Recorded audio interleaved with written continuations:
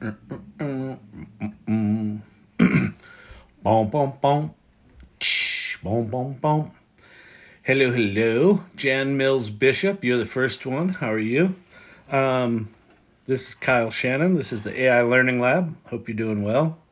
I have replaced my 3 Mile Island kind of horrible drink with bourbon. I think this is the first time I've drunk on the old live. I've just been sober. Imagine me loopy, huh? If you are here, welcome. This is the AI Learning Lab. I talk about AI stuff. I'm passionate about AI. I'll answer questions about it. Hey, I want to talk to you about your Storyvine software. Drop me an email at Kyle at Storyvine, V-I-N-E. V as in Victor, so like the growing vine. Storyvine.com is the site, and my email address is Kyle at Storyvine. So drop me an email, Nate, and I'm happy to talk to you about it. How was dinner? Dinner was good. We had barbacoa tacos, barbacoa beef. Can't go wrong with that. I finished up my 3 Mile Island. Thanks for coming back, by the way. Don't know why you'd do that, but cheers. This is Yellowstone Select. I bought this bourbon because I like the label, which is the way you should buy all of your expensive wine and alcoholic beverages is label aesthetics. It's all about marketing.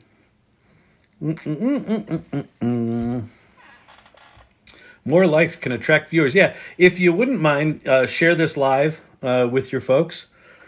If you think it's of value. I mean, I know we haven't started yet, so there's nothing valuable here right now.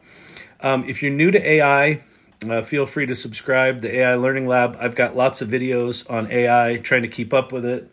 I do tutorials, things like that. And if you haven't tried ChatGPT yet, and if you've even heard of AI, or you've heard that in the alphabet there are 2 letters, A and I, and they're vowels, go to this site, chat.openai.com. is the official website for ChatGPT. And while I ramble on and get drunk, just start playing with ChatGPT, because playing with ChatGPT right now is probably one of the more important things you will do in your life. Huh? That's provocative. Why does he say that? Why does he say that? All right. Let's see. I sent you an Instagram. Okay, cool. I'll check that out. Thanks, Nate. Appreciate that. Yeah, it was tasty. Really appreciate that you're doing these lives. Thank you. I appreciate that. I'm trying to make these fun and not suck. Just be realistic. And if people ask my background, I mean, I have a degree in acting, but I'm an entrepreneur. I've started tons and tons of companies. I've been in business for a long, long time. I think we're at a significantly profound inflection point in the history of humanity. Like, I think, like, I'm not, well, that is hyperbolic, but I don't think it's hyperbole. I think we're at the beginning of what I'm calling the Great Renaissance. And these generative AI tools are going to transform nearly everything about nearly everything we do very, very quickly. Honestly, almost hard to find a bad bourbon over $40. Haven't tried Yellowstone. Yeah, it's pretty good. I'm a Blanton's man, so Blanton's is my all-time favorite. And I'm letting this evaporate. Like, this is now gone. It's all evaporated. But Blanton's is the shit, and you can't get it anymore. That used to be $40 a bottle, then it was 60, now it's 120, and now it's just, you can't get it anywhere. So it pisses me off. I can't copy and paste from Shakespeare. Please fix. You mean the Poe.com Shakespeare thing? Is that what you're talking about? Because that I can't do anything about it. That's Poe.com. You got to have them fix their shit. They're going to show you how dumb humanity is. Unplug the computer. What? AI is going to show us how dumb humanity is? Like we haven't showed ourselves how dumb we are over the past decade? Please, we're way dumber than the AI. At least the AI gives nuanced answers and is intelligent and is well-researched and well understood and can apply logic to the situation. I'll go with AI every time if you're comparing it to the bullshit we got going on in this country right now. That's America, by the way. If you were curious about which country was really fucked up, it's this one. I'm in Denver, by the way. Cheers. As I'm getting more comfortable on this live, I'm getting spicier and saltier and more cynical, but hopefully funnier. It's all about the comedy. Comedy. Stephen King, The Shining at Shakespeare with rhyming is funny. Yeah, exactly. Yeah, we can do that. We can play around. How far do you think we are from the singularity? Ray Kurzweil says 2029. Major AI scientists have said 2030. They've just downgraded their prediction from like 2050 to 2030. So it appears that 2029-ish is going to be, is the consensus right now.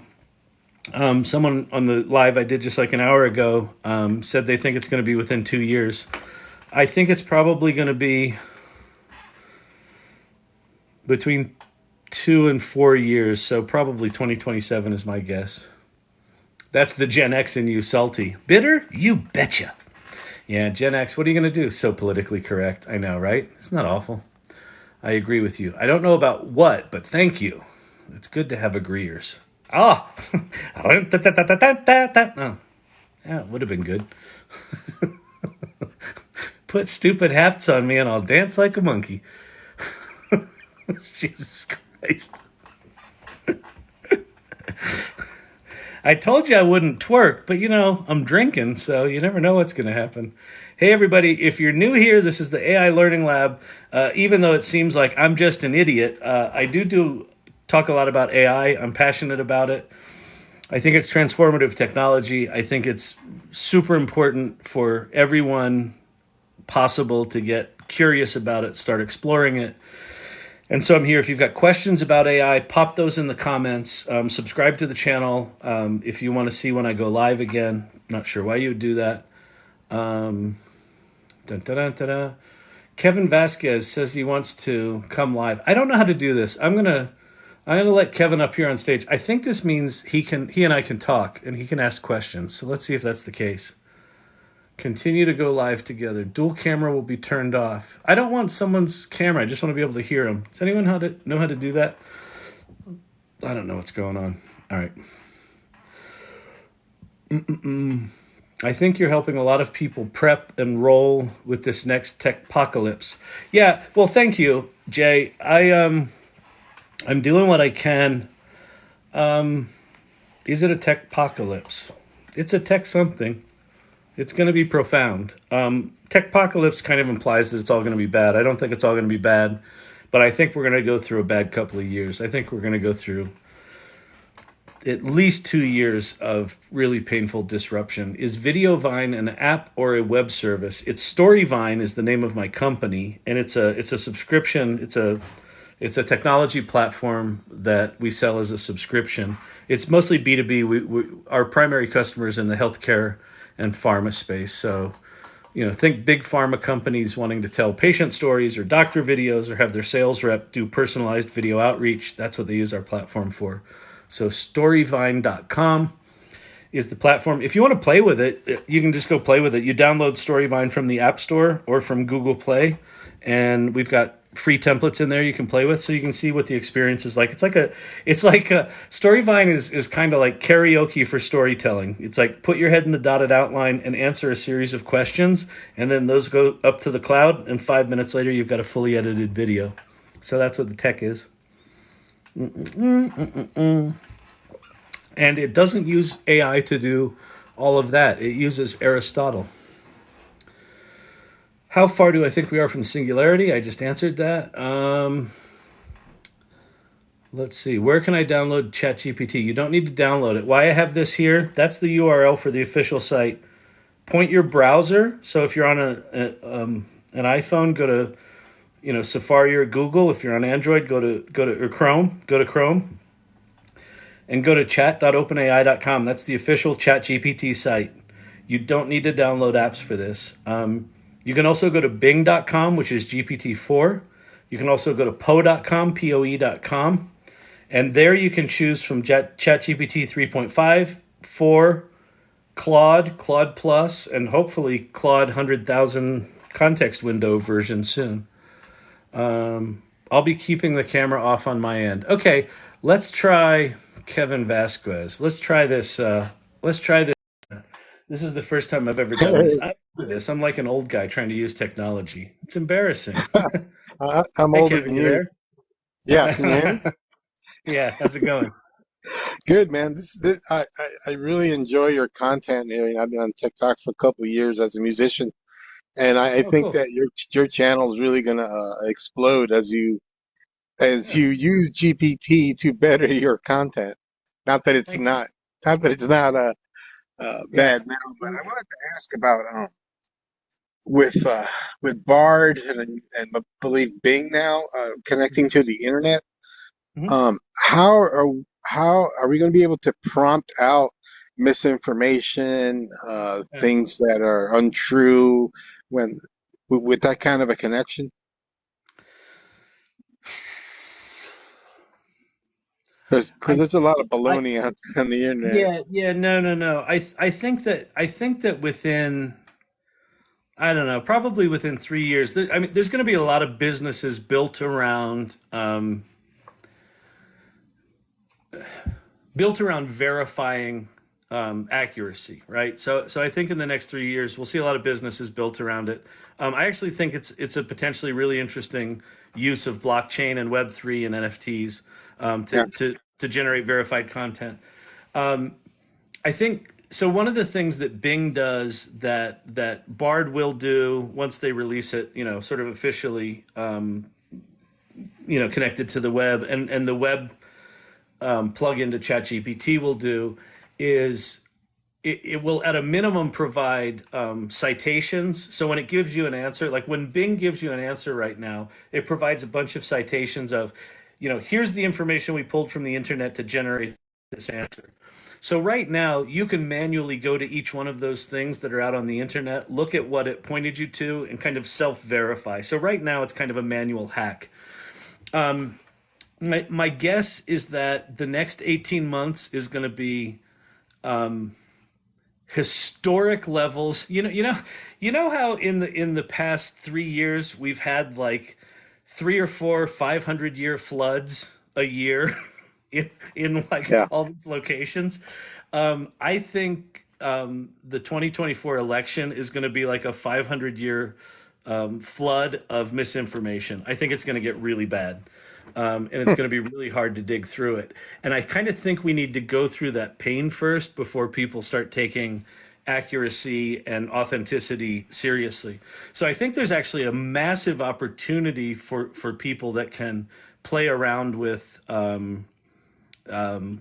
exactly what you're talking about, right? Automating, check this is verified. Not Elon Musk's $8 check. Here's your verified check mark.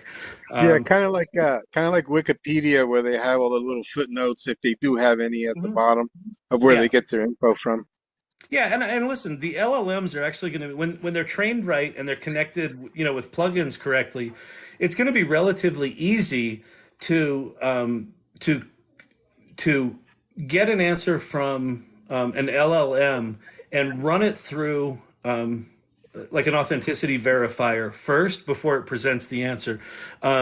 If you haven't played around with the Anthropic stuff, the Claude models, Anthropic uses this thing called a constitutional learning model where they kind of write a set of rules and then they verify their answers against those set of rules. Hmm. Something like that is going to be a technology that will automate what you can do right now manually. But I would say, for the next 6 months or a year, you kind of have to do that stuff manually. That's cool, man. Cool, man. Are you familiar with Robert's rules? Like when you're in Robert's Parliament? Rules of Orders. Yeah, like when you're in Parliament. Yeah, yeah, yeah. Well, that's exactly what. So I think what's going to happen. So right now, if you go to Anthropic, they've got their list of rules. I think what's going to happen is there's no single unbiased large language model, right? There just isn't. Like humans are too diverse. So I think what's going to end up happening is you're going to be able to choose. You're going to be able to say, "Hey, I want to go to the right wing," I hate everyone, large language model, and it will treat you like that. And then you're going to be able to go to the pinky commie socialist large language model and have it agree with you, and then you'll probably also be able to find ones that are in the middle and objective and nuanced and things like that. So I think all of that stuff's coming. So I mean, I think everyone should remember right now we're very, very early with this stuff. It's very raw, very raw. All right, cool. Thank you very much. I appreciate you coming up. You were my first dude.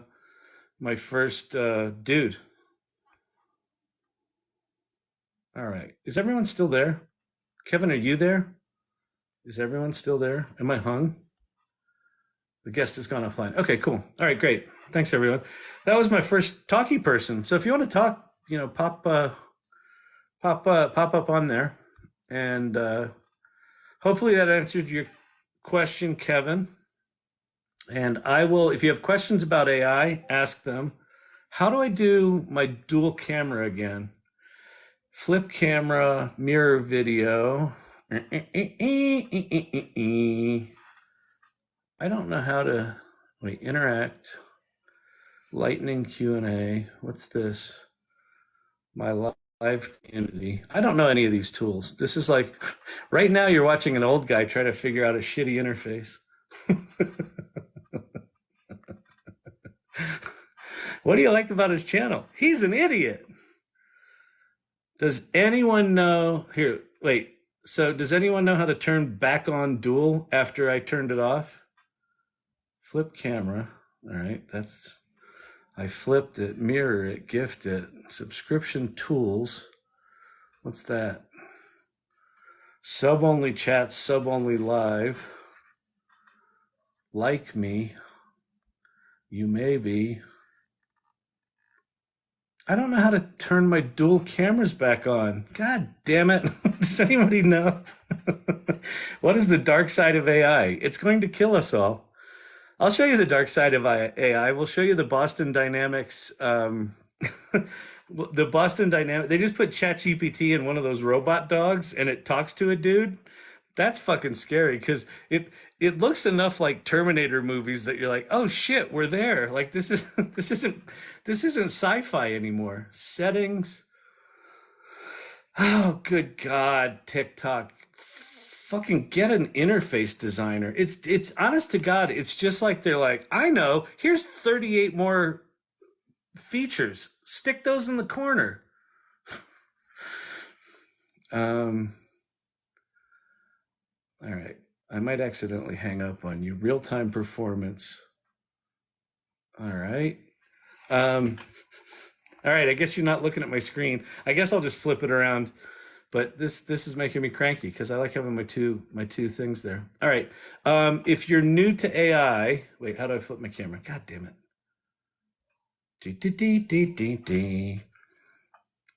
Flip camera. Okay. If you're new to AI, go to this, chat.openai.com. I'm not affiliated with it. This is the official ChatGPT website. If you haven't played with it, go play with it. Why? Because it's going to change all of humanity, and you should not be clueless. Don't let this thing slap you upside the head, because it's going to slap a lot of people upside the head that are like, wait a minute, I just heard about AI 2 months ago. Why is my job being replaced? That's coming. What's my opinion on AI? I kind of love it. I like it enough that I started a channel about it.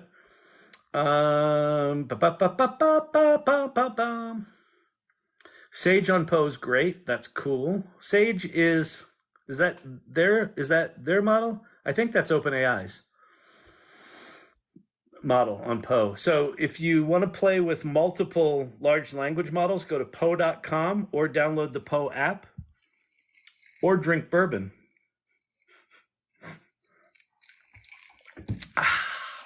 What's in the glass? It is called Yellowstone Special, something like that. I like the label. I bought it because of the label. All right. I downloaded Bing. You can also just go to the bing.com. You can also download the Edge browser. Now has ChatGPT in it. Will singularity solve aging before we all die? Well, if we get hit by a bus, no. I think that so they just apparently reversed age-related blindness in mice. That was like 2 weeks ago. They're making incredible progress with genetic diseases. They're making incredible progress with some of the customized medicines for cancer. I think all that stuff is going to accelerate. I think that, I don't know that they're going to cure aging before we die, but I think they're going to dramatically extend life before we die. And I'm 58, so thumbs up for that. Let's. I'm 58 and eat too many burgers and drink too much whiskey. So I would like them to be able to repair some of my cells. Sam Altman said in an interview he thinks that in a relatively short amount of time, we're going to see a single year where there's as much technological advancement as there's been in the previous 500. So, okay, so here's an interesting thing to do, especially if you're new to AI. Go to ChatGPT, go to this address. That's ChatGPT, sign up for it. And ask ChatGPT, well, actually, I'll do it right now.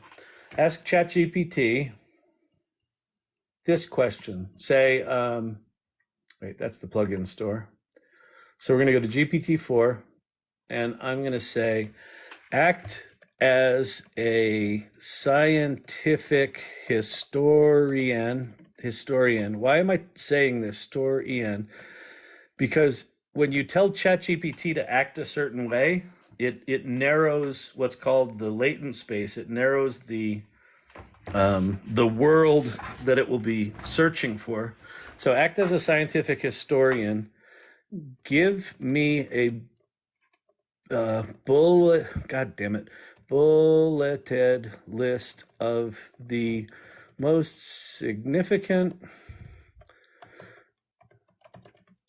scientific advancements in the past 500 years. The other thing, notice that I have some really bad typos in there. One of the things about ChatGPT, it just does not give a shit about typos. It's like it still understands what you mean. All right, so dun, dun, dun, and now we wait. Now we wait for the magic. We wait for the brilliance. Sure. Here's a brief list. Copernican heliocentrism. That means that, okay, Copernicus said the sun was at the center of the earth. Then Johannes Kepler's laws of planetary motion. Then Galileo's telescope. Isaac Newton's laws of motion. The taxonomic classification system for classifying living organisms, that was 1735.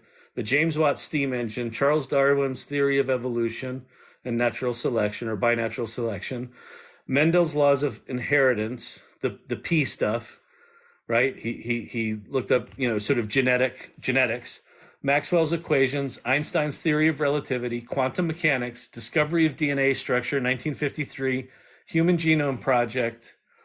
It stopped.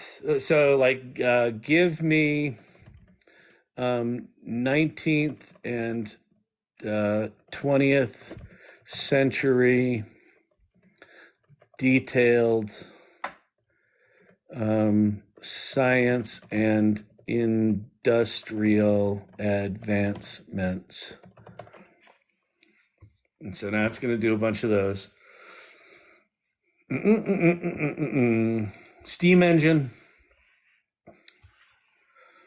Dun, dun, dun, dun, dun, dun, dun, dun, dun. Electromagnetism, 1820. I didn't realize it was that early. Photography, 1826. Anesthesia, 1846. Imagine all of the surgeries of all of the world before 1846 were just like, bite the leather, suck it up, buddy. Periodic table, theory of evolution, telephone, electric light bulb, theory of relativity, quantum mechanics, penicillin, 1928, nuclear fission, 1938, the transistor, so the precursor to all of what we do now, DNA structure, 1953, the internet, late 20th century. I got to play in that in the early days of the World Wide Web, Human Genome Project. So imagine Imagine a single year where we make as much advancement as that list, like that level of profoundness in a single year. So, I think some stuff. Maybe Storyvine should be a plugin to all scripts, Epic, Cerner, Metatech. So I'm looking at it could be a plugin. It's a little more kind of B2B intentional storytelling, but right now I'm looking at doing kind of an omni-channel vision for the thing. So what's in the glass? It's Yellowstone. I'm on a BlackBerry. Awesome. But it's Android. Nice, thanks. What's better, 3 or 4? I don't know what that was in reference to. I'm on a Palm Trio. Okay, you guys are you're making funnies amongst yourself, which I love. Hey, everybody. There's a lot of people here. If anyone here knows how to turn on the dual camera again, now that I'm live, I turned it off to bring someone up on stage, and I don't know how to get it back, and it's pissing me off. So I can't find it. Wait, maybe I go. Ooh, what's this? Wait for it. No. Tap that screen if you think I'm funny being an idiot. Subscription tools, gift, comment. God damn it. It's just such horrible interface. You know, there's old guys on technology, and then there's shitty interface. TikTok is shitty interface. I mean, honest to God, it took me a few days to figure this shit out. ChatGPT have mentioned a couple of things with wrong information, but so far good experiences. Okay, so that's Carla Andrews. Okay, Carla. So here's the deal. I didn't come up with this term, but it's the best term for ChatGPT. It's the most accurate term for ChatGPT that I know, which is this. ChatGPT is mansplaining as a service. ChatGPT will confidently answer you, even if it's wrong. Just like a man. So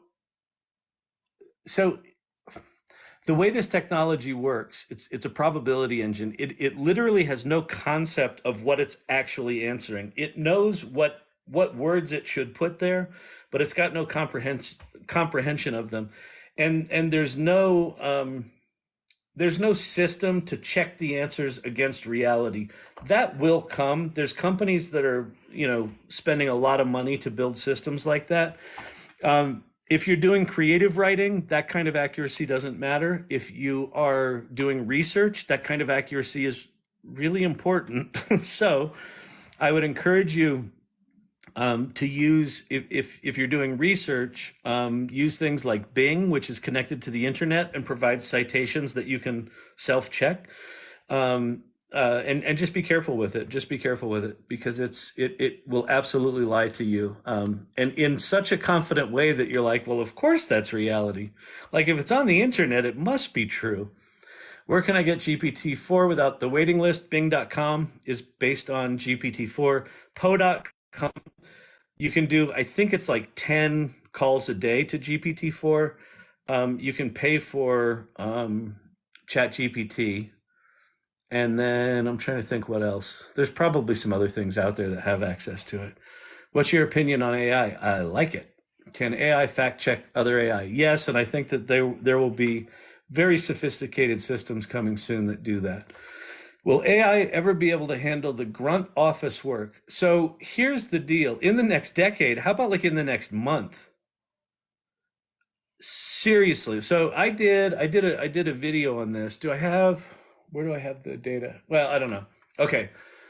So I'm putting together a workshop for a big company, and we did a survey. We did a survey that we wanted to ask people what they knew about AI and generative AI and ChatGPT and all that stuff.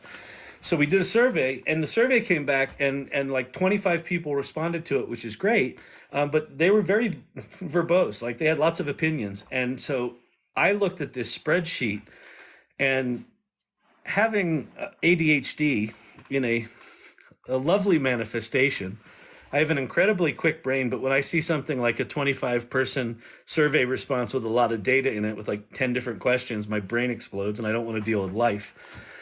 And so I thought, oh, I could have ChatGPT do this for me. So I tried copying and pasting the whole spreadsheet into ChatGPT, and it couldn't do it. It was too much. But I did it like a pair of columns at a time.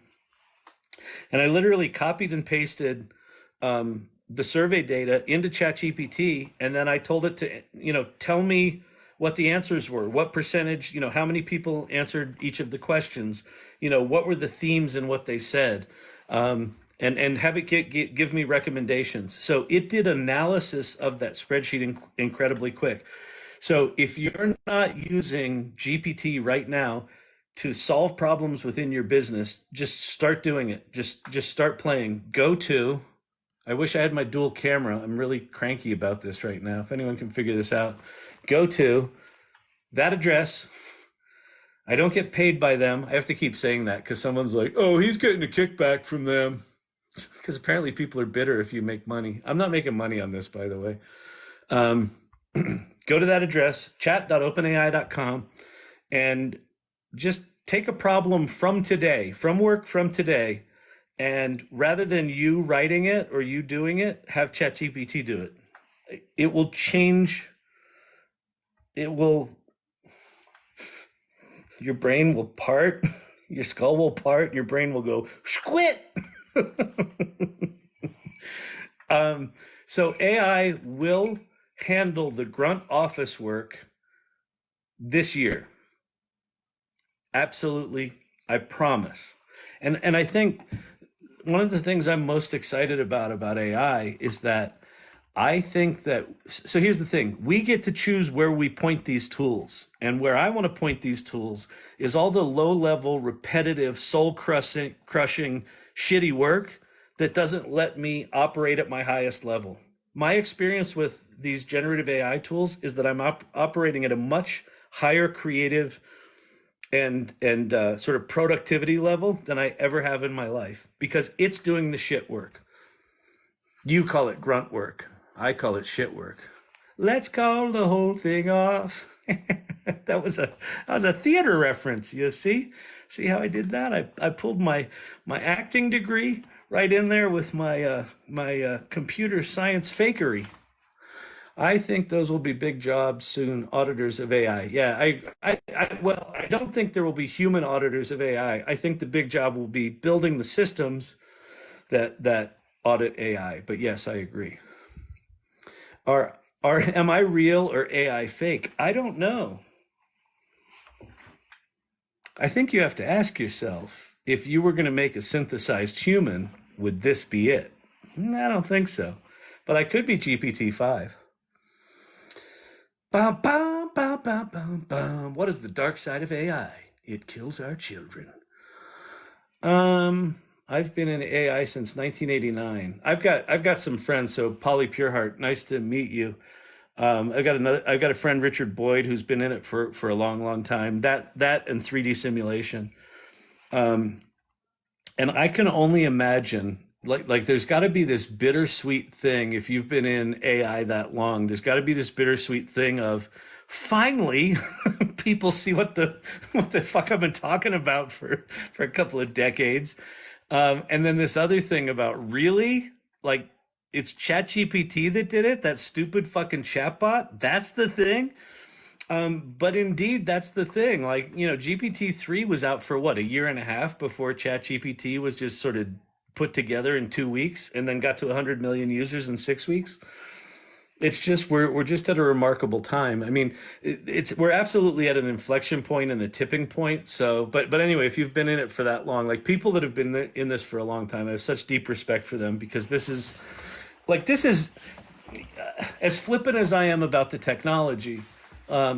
It's incredibly profound technology, right? It's taken decades and decades of different configurations of how the computers talk to each other and how the processors are used and how the software is written, and all that sort of stuff is foundational to what we get to play with today, right? So it's not like this just emerged out of nowhere. It emerged out of decades of work. So thank you for doing that work, Polly.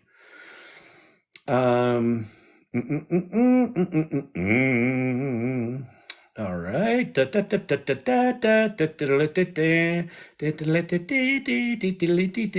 Does anybody know how to turn back on dual cameras after I turned it off? If you could tell me, I will not cry. Is there any place we could upload an entire spreadsheet? Emilio's wife. So, hello again. I've seen you here a couple of times. Thank you. Welcome back. Um, so, yes. So, all right. So, if you pay for ChatGPT Plus, as of today, they've given out access to plugins. And one of the plugins was called Ask Your PDF.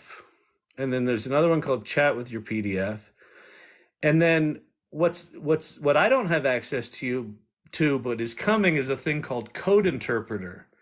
And Code Interpreter, you can upload 100 megabyte spreadsheet and it will analyze it. And then you can just start asking it questions. And you can not only ask it questions, you can say, what's this data about? And it will tell you. And then you can say, well, give me trends comparing this data to that data. And it will do that. And then you can say, give me, a scatter plot chart that compares those trends. And it will write the Python code, generate that graph, and give it to you. So that's called Code Interpreter. It's basically a different view that OpenAI is going to have available to it. I don't have access to it yet, but what I've seen about it is absolutely remarkable. So yeah.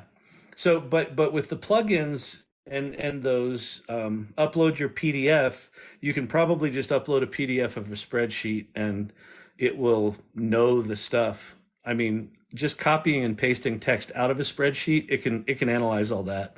And it doesn't matter if your data is clean or not. It's just these large language models are simply magic. They're simply magic. They're magic. They're magic. They're magic. Who's the guy? Arthur C. Clarke. Any sufficiently advanced technology is indistinguishable from magic. That's where we are. Boom. Boom goes the dynamite. Why am I bringing in sports metaphors when I look like this? I don't know. What did someone say? Someone said, when I first went live, it was like my second night I went live. One of the comments was, I was scrolling TikTok and I thought it was Alec Baldwin, but he got really fat. I'm like, I think that's a compliment, but it wasn't. It was a troll. It was a funny one. Like, if you're going to troll, at least be funny. And I will respect you in the morning. All right. I lost my place in my chat here, so I'm just scrolling to try to figure out where I was. What's better, 3 or 4? I'm on a BlackBerry. Okay, I'm back to where I was. Awesome. I know you've been waiting with bated breath for me to get to these comments. Maybe I'll bring someone else up on stage. Just go to the guests thing and tell me you want to come up on stage if you want to ask questions. That one I answered. That one I answered. That one I answered. I went back too far, didn't I? I am real, not fake. What's the dark side?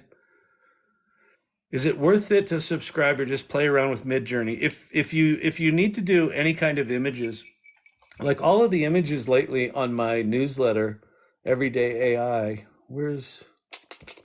there it is. All of these images were done with Midjourney. Like that one's about the Cambrian explosion of things. That one's like a Ralph Steadman kind of thing about Skynet. These are all Midjourney. Midjourney's amazing. That's Midjourney. That's Midjourney. That's Midjourney. That's Midjourney. That's Midjourney. That's stock photos. So yeah. So I would if you need images, I think Midjourney's the best. It's a pain in the ass because you have to do it through Discord. That won't be there forever, but it's there right now. It's a bit of a pain. But I just pay the $10 a month. Like I don't do a high volume of images. I'm not an artist with it. I know you're not real because AI put long hair in your nose. Oh, that's my second nose hair comment. Thank you very much. That's Midjourney. That's Midjourney. Thank you very much. I appreciate the troll, jerk. All right. Don't be mean to each other. Don't be mean to me. I'm trying to be nice here. Neuron data AI will save us, not destroy us. I agree with that. Expert system shield developers in Palo Alto. Oh, wait. I don't quite know what you said there, but wait, expert systems shield developers in Palo Alto. I'm not sure what you mean there, Polly. How good is GPT with physics questions? Go ask. I don't know. Let's go ask right now. Dear GPT, act as the let's see, intellectual child of Einstein and Einstein and Stephen Hawking, and give me physics answers that don't suck if I am brilliant at physics. All right, so, and then I'll say, do you understand? Understand? And let's see what old ChatGPT says. Oh, sorry. Let me flip the camera. See, I'm used to having dual camera here. Someone got to teach me how to turn back on my dual camera. Absolutely understand is an AI developed by OpenAI designed to give you information. Okay, given your proficiency in physics, I'll aim to give detailed and advanced answers. Please go ahead. Let's see. Explain why the diffraction of light in varying density fluids is an important concept. Let's see what it says. The diffraction of light varying, understanding fundamental physics. So diffraction can help us in fundamental physics, in optical instruments. These are kind of generic. Spectroscopy. But if you ask better questions, I mean, the thing about these tools, the thing about these large language models that I've experienced is that the more you challenge them, the more that you ask them to not suck, the less they suck. It's remarkable. Like, it really is. Like, focus it in on detailed questions that you want, and if it gets it wrong, tell it it's wrong. Like sort of point it in the direction you want, and it will get better and better and better. It gets better very quickly. Should I even bother with my SEO marketing plans? Quite honestly, I mean, I think SEO is going to be there for a bit, but I think we are in a sliding, diminishing returns era.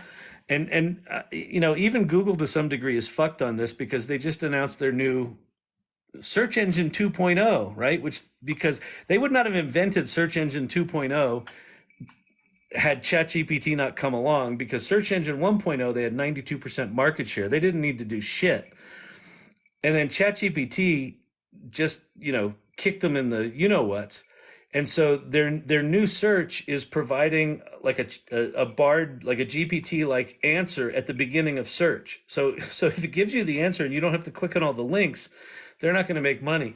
I don't think SEO is going to die overnight, but I think its relevance goes down dramatically. I think there will be a new discipline called like like like like uh, like CEO, right? Chat engine optimization. Like, how do you get your things to show up in actual answers that people are asking for? So I don't know. But I wouldn't invest a lot of money in SEO right now. I really wouldn't. It glitched. Thanks for answering my question. That's okay. Kevin, I appreciate you coming on and chatting with me. I can't figure out how to turn my dual camera back on. So here's someone. I'm going to bring someone else up on stage. Hello.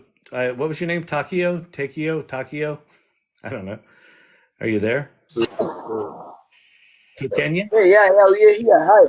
How's it going? Yeah, we are from Kenya. Oh, nice. How are you? Hi. How's it going? What can I answer for you? How can I get to the US? Are you from the US? I am from the U.S. I'm from Denver, Colorado. The Rocky Mountains. Oh, Yeah, I had a friend from Illinois, Chicago. Oh, nice, nice. Yeah. Are you playing around with AI?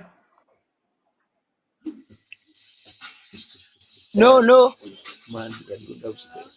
I don't have enough money for what I do here in Kenya. Yeah. It's a work job. I don't get enough money to buy me a ticket to take me there. Oh, you don't need to come to the States, I don't think. Just go to chat.openai.com on a web browser and you can start playing with it. It can do some remarkable stuff. Okay, thank you. All right, cheers. All right, let's see. What's in the glass? That is bourbon. Bourbon. I'm drinking the hard liquor. I'm drinking the hard liquor because I'm a sinner and I got my pinky out because I'm classy. What innovations will come with AI in 50 years? Are you fucking kidding me? I don't know what's coming in a year. Jesus, 50 years. I don't know. Have you ever seen the Jetsons? It was a cartoon when I was a kid, and it was the future. And now, with the exception, well, even flying cars are there. We don't have time travel. Like, I think we have most of the Jetson stuff. Will AI take over nurses or doctors? So they just did a study that had patients talking to real doctors, through text, and ChatGPT through text. And guess which one the patients preferred? It weren't the doctors. In fact, the patients said that the GPT interactions were significantly more empathetic. So yes, I think we will have. I mean, here's the thing. So right now, if you think about like customer service phone trees and the just fucking nightmare that chat is right now for customer service, and those awful phone trees we have to sift through, all of that's going to go away. Like that entire industry is going to be decimated. I would even think that call centers in very short order are going to become obsolete because I would much rather interact with a synthesized voice of someone that's competent than wait on hold for an hour and 20 minutes to talk to someone that has no fucking clue what I'm asking about. And then they transfer me to someone that has no fucking clue what I just said to that one. And that happens 4 times before I get hung up on. Like, good riddance to that entire fucking industry. So I think that we're going to be interacting with like synthesized agents that are going to be incredibly competent in very short order and flush that entire industry down the toilet. And I'm sorry if you're in that industry, but good God, what a fucking travesty! Like this is so. So here's the thing that I think's really promising for me is if you say, okay, whenever it was the 80s, the 90s, we realized we could outsource customer service to, countries that we could pay shit wages to get people to answer the phones, and then we kind of put everything in phone trees, and so we're in this horrible world between bad phone trees and bad customer service from outsourced call centers. Um, if if that can all be replaced with synthesized voice and chatbots that are trained on a company's data, where they can actually understand what you said to them, remember it, actually know how to respond to it, actually know who to connect you to, actually um, escalate that conversation to a real human being if that's required in a single conversation rather than four. And then when you get on the phone with that human being, you can actually have a meaningful conversation because that bot has tracked everything that you've said and recorded it and put it in an intelligible way in front of that human being you're talking to. Like, I think there's the actual possibility in short order, like in the next 3 years, that customer service will actually not suck again or will not suck.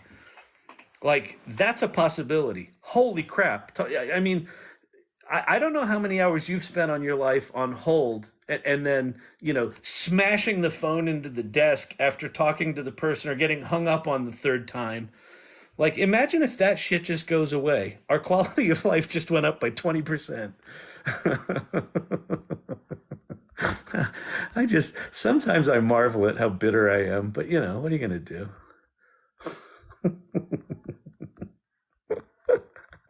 Does anyone know how to turn on my dual cameras? I really miss my dual camera.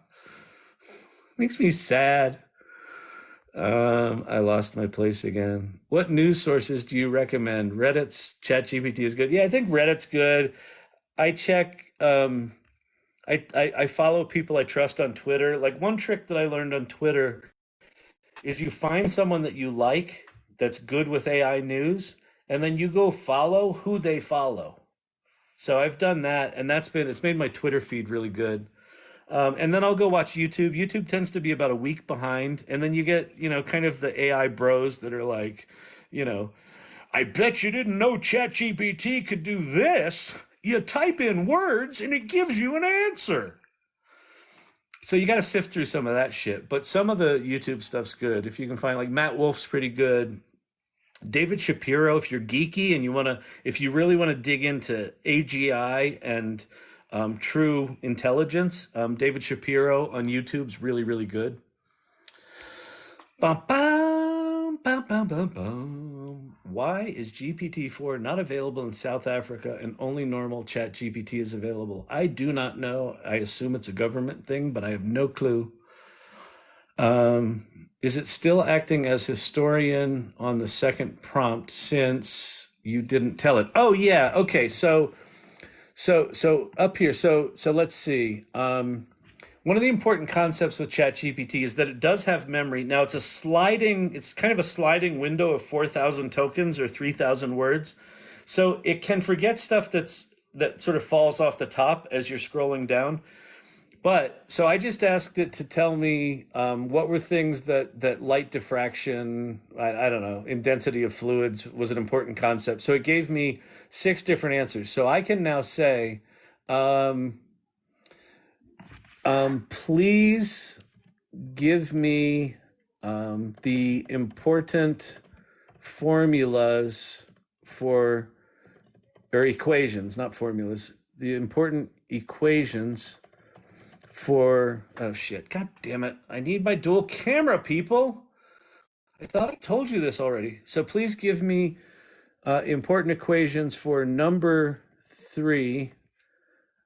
Use Markdown to improve readability of the answers.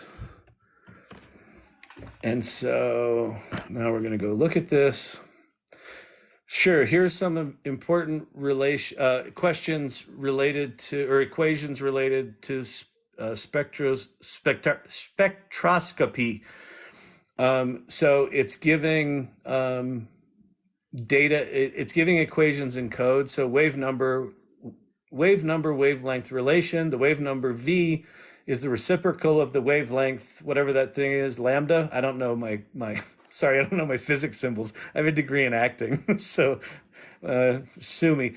But it's like providing these things in bold. It's providing these things in code. The actual equations, which you could then copy and paste into other things. So it remembered that number 3 was what was it called? God damn it. I hate being dumb. Spectroscopy. God damn. It remembers what you talked about before. That's one of the really important concepts of ChatGPT, is this idea that it's an ongoing conversation and that you can have a collaborative conversation back and forth with this thing. And if you're good at physics, like, as it gives you equations and it gives you something wrong, tell it it's wrong, right? And sort of guide it. It sometimes will still just give you wrong shit, but not always. Hope that helps. Can AI teach you how to trade on stocks? Yes, let's go do that. you are a master stock trader. Please tell me the primary methods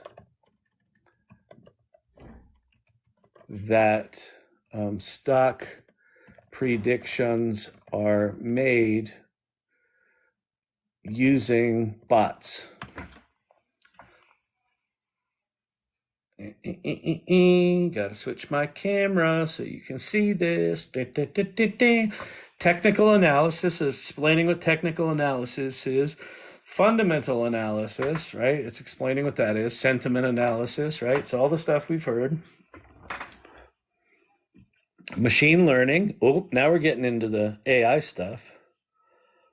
High frequency trading.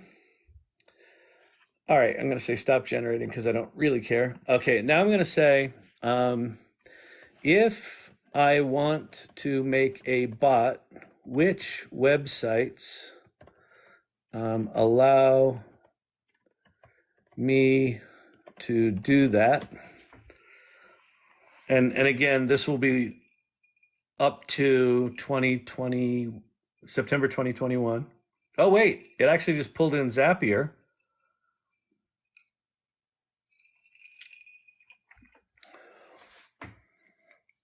That's cool. That's a plugin, by the way. The fact that it just pulled in Zapier, I guess I had Zapier enabled and I'm in the plugin thing. So it decided that it should pull in Zapier to do that. So I think it's pulling in things that Zapier is connected to that you can make trading bots with. All right. So then I'm going to say,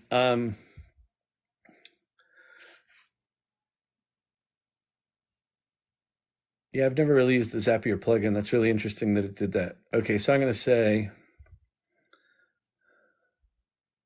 those are platforms that allow you to create bots. Okay, I'm going to say no. I want stock trading platforms that let me use bots. So it gave me a really cool answer, but it wasn't what I asked for. So I just told it, you've been a bad GPT. Go to your corner. So TD Ameritrade. Okay, so I'm going to stop generating. So I'm going to say, okay, write me a bot for TD, for number three, that uses two different moving averages. And let's see what it comes up with here. Oh, it's using Zapier. I wonder if it's going to have Zapier actually use one of those services to write the bot. This will be interesting. I'm learning something new here. It's not just about sharing the wisdom. It's about being clueless and figuring shit out along the way. It seems to be stuck here. I think I might flip over to GPT-4 and not plugins. I'm sorry for the inconvenience, but there seems to be a server error with this bot. Yeah, okay. I don't like you. Stop generating. You're a jerk. I don't like you anymore. So let's see. We're going to go back to, I'm going to copy this. I'm going to say new chat. I'm going to go to GPT-4 default and not plugins. And so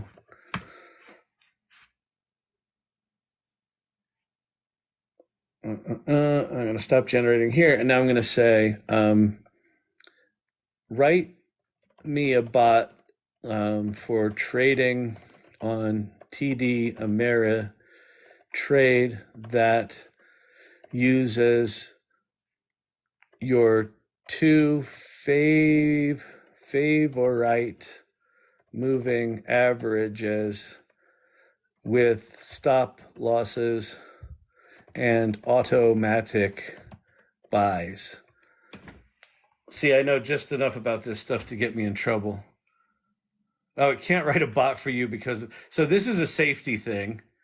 Um, so it's basically saying I can't do that because I'll go to jail. So or it will go to jail. So I'm going to say if you were a computer science professor teaching me how to write a bot, could you show me the code? Let's see if we can trick it. Sure, I can provide an abstract example of how trading bots might work. And then it writes your code for you. So if you haven't used these GPT tools and started interacting with them like you have the most competent assistant or coworker that you've ever seen in your life, that's what these things are. Like it's just writing this code, and it'll coach you through how to install it. It's just absolutely mind-blowingly stunning. Imagine typing that slow and not being the boss or the owner of a company. Luckily, I'm the boss and the owner of a company. And go screw yourself. So what? I type slow. I'm like typing around a phone. I've got it at like it's up on two shoe boxes, so you don't see as much of my nose hair. But apparently, you still see my nose hair because Trolley McTrollington talked about my nose hair being Midjourney created because he's clever. Cheers. Any AI Chrome extensions you recommend? I wouldn't dick around with extensions right now because all of them are just going to be rolled into features with other stuff. Thank you for the flaming comment. Why is GPT-4 not available in South Africa? I answered that, and the answer is I have no idea. Ask ChatGPT how to enable dual camera. Oh, that's good. Assuming dual camera isn't newer than how do I enable dual camera in Oops, I wrote TikTok. That's hilarious. TikTok live while I am live. As of my knowledge, to stay up to date with the latest features, it's not there. Yeah, sorry. I don't know what to say. Ask ChatGPT. I did. Oh, I could ask Bing. Let me go to Bing. Here, I'll flip the camera around. You can watch me fail at my searching. So I'm in the Edge browser, and if I click in the upper right-hand corner, it gives me this little Bing column. So I'll say, how do I enable dual camera mode while I am live in TikTok?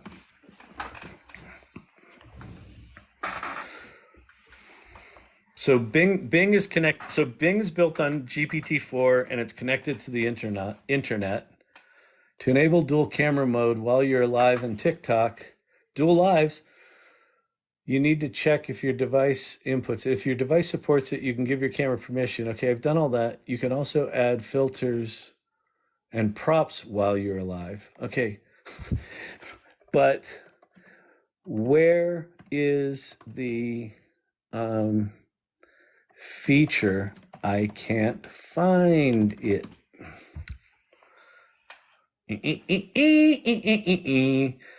I'm sorry for wasting your time, but we are learning to TikTok Bing things. The dual camera mode feature in TikTok is now called Now, and it was introduced. No. Wait, head into the app and choose the Now tab at the bottom of the app. I don't have a Now tab, do I? Why are you all still watching? I'm seriously, this is the world's worst live. Like, this is bad. I guess I could log out and log back in, but then you'd all drop off. Should I log out and log back in and turn on the dual camera? I don't know. Will you come back? Will you still love me? Will people still love me? Will they still love me? They don't love my nose hairs. They hate them. They think they are a snarly mess.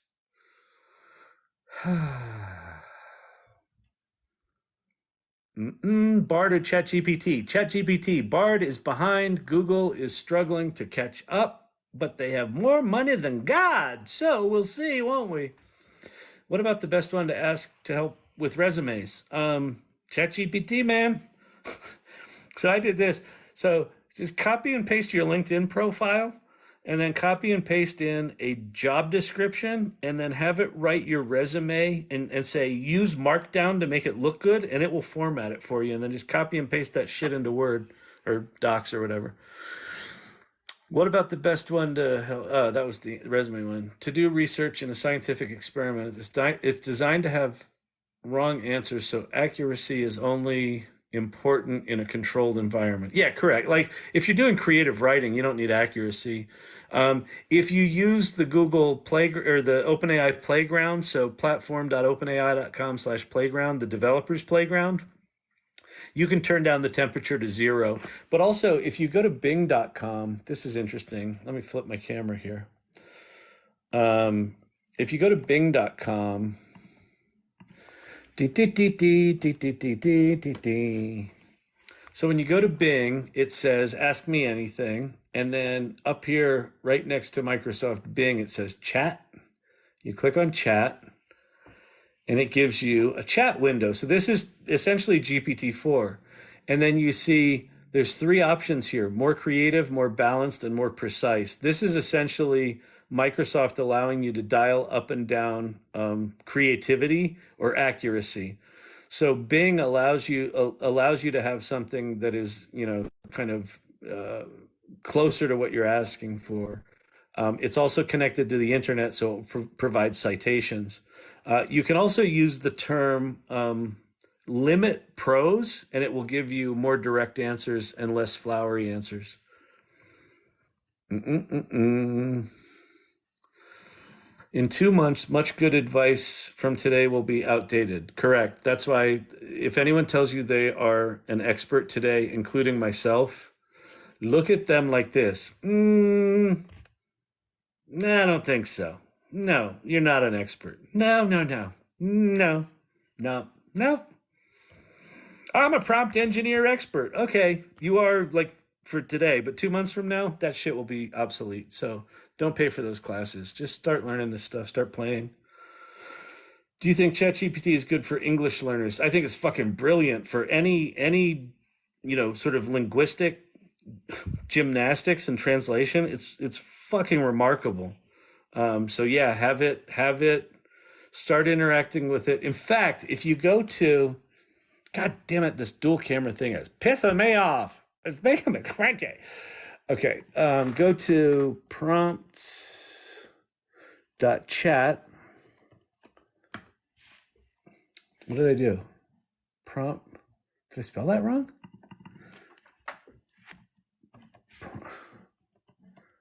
Prompts.chat. Oh, there we go. Okay, so go to prompts.chat. One of the very early prompts down here is my dog. Champ. God damn it. Champy. What are you doing? Get inside. Thank you for protecting us. All right. He kept the bad guys away. But one of the first prompts here is act as an English translator and improver. So there's a prompt here that you can tell ChatGPT how to act. So I want you to act like an English translator, spelling corrector, and improver. So you can give it your crappy, broken, screwed up English and it will fix it. And you can even say things like, coach me step by step for how to get better. Have it design you a custom course in how to get better at English. So the answer is yes. That's a great question. And here's the thing. The way these models were trained, the way that ChatGPT was trained, there's this thing called the transformer that Google invented in 2017. What the transformer did was it allowed them to point these large language models at massive data sets. So what OpenAI did and what Bard did and what Anthropic is doing is they pointed these large language models, or they pointed these machine learning algorithms at the public internet. So think like all the stuff that's put on the public internet that you don't need a password to get into. So Wikipedia, all the blogs, all the websites, all the whatever email posts, all the stuff that is just publicly out there. It has learned all of that, and it has learned all of that in all the languages. Like it knows fucking everything. It's remarkable. I mean, it knows everything that was on the internet, right? There's lots of other data sources that we need to get to. But for things like, translation and teaching English, and it's just absolutely staggeringly remarkable. They are, as we speak, using it to take a lot of our jobs. I assume by they, you mean the capitalist pigs. Yeah, there's going to be a lot of companies, especially ones, run by private equity firms and hedge funds. All they're gonna do is cut costs, and they're gonna say AI is gonna let us cut costs. There's going to be other companies that say, let's keep our people and increase our productivity, or increase the quality of our work, or speed up the quality of our work. And then there's going to be yet others that use AI to completely transform their business. So nothing in this world is binary except for our politics in America. I'm trying all three: Bing, Bard, and ChatGPT. Yeah, I have ADD, so I haven't done kind of the scientific research to compare multiple language models together. But I know someone will do that, and I'll go look at their table and then just use their recommendation. But I think that different models are going to be good for different things. Some things will be better for coding. Some things will be better for comedy writing. Some things will be better for general work stuff. Driving trucks and cars and buses without a person and so on. That's coming. That's coming quickly, although it's taking a lot longer for Tesla to get there than Elon Musk predicted. But, it's complicated shit. We don't want to have these machines just driving into people.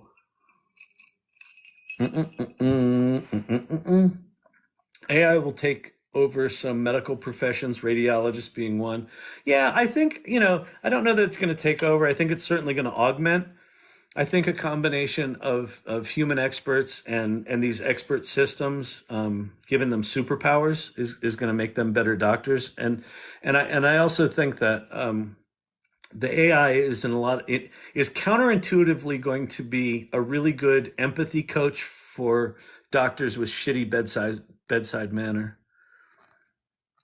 I have an incredibly quick brain. Laughing. Well, you can laugh at me. So I've got ADD. It just means that I can synthesize, like I can take relatively few inputs and synthesize them really quickly. Like the advantages, I can think really fast.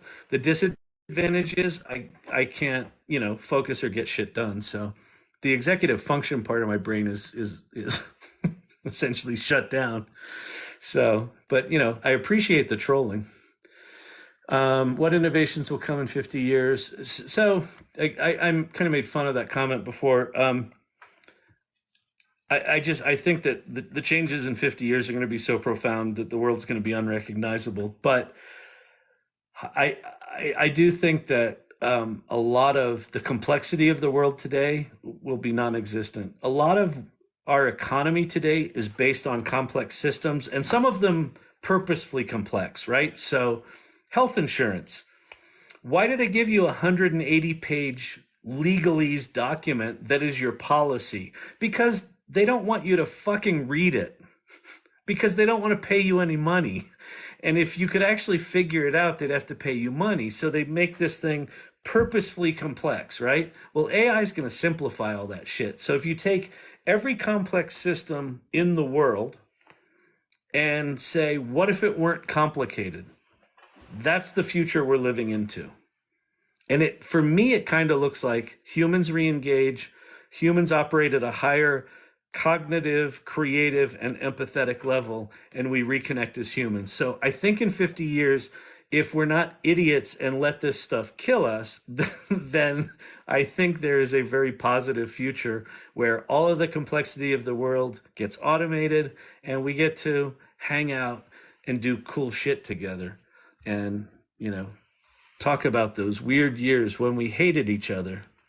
which we're in the middle of right now. And I hate that we hate each other. I hate that we're in this place. Is there any place we could upload an entire spreadsheet? I think I talked about that one. I think I have gone back in my questions somehow. It's not a matter of being bitter, but rather they don't want to be misled. I don't know what that means. Should not be used to remove employees for profit. Poof, there goes the economy. Well, so we're in a capitalist society here in America, and there will be many companies that lay off lots of employees and replace them with AI for profits. Make no mistake. You can judge that, but that will happen. But there's going to be other things that happen. This is bourbon, and it's Yellowstone special. And it's pretty tasty. It's pretty good. I want to hook up ChatGPT to a database so it can suggest address corrections. Oh, that shit's so easy. And in fact, the other thing that you can do, so that's Eye on China. If you use Google Sheets, there's a plugin right now called GPT for Sheets that you can, every cell within a Google Sheet spreadsheet has ChatGPT in it. So you can have a bunch of malformed addresses in one column, and then you just make a formula over here where you write in English, fix the address formatting, or make it consistent, and then you just pull it down, and it'll just automatically do it. So, and that's all going to be built into Google and Microsoft Excel very shortly. So that's coming. Been having some fun with Stable Diffusion on my machine using the web UI. It's super interesting. Yeah, Stable Diffusion's good. Stable Diffusion's the thing that I use. I created an art project called Kyle Shannon Dreams that is like, this dude's one of them. That's one of them. It's not always flattering because I have a fat damn face, but but sometimes it's cute. Like there's cute little actor dudes. Yeah, so these were all done with Stable Diffusion and Dream Booth. So Stable Diffusion is quite powerful, but it does require you to be a bit geeky. I started to use it to rewrite sections of my college reports and make them sound more technical. Perfect use. There's nothing to be misled about. He's not associated with the website. Yeah. When I point you to this, that's just ChatGPT's official website. So for those of you cynical thinking that I'm making millions of dollars off of putting that domain on the screen, what I'm actually trying to do is have you not get ripped off, because there's so many apps right now that are making it look like they're ChatGPT's official app, and they're not, and they're all charging you 10 or 20 bucks a month, and they're trying to rip you off. So just go to chat.openai.com. That's the real ChatGPT, and you will be ripped off less. But I appreciate your cynicism and bitterness. AI will create trillion-dollar companies. I agree. What's that site again, please? Which site? Which one?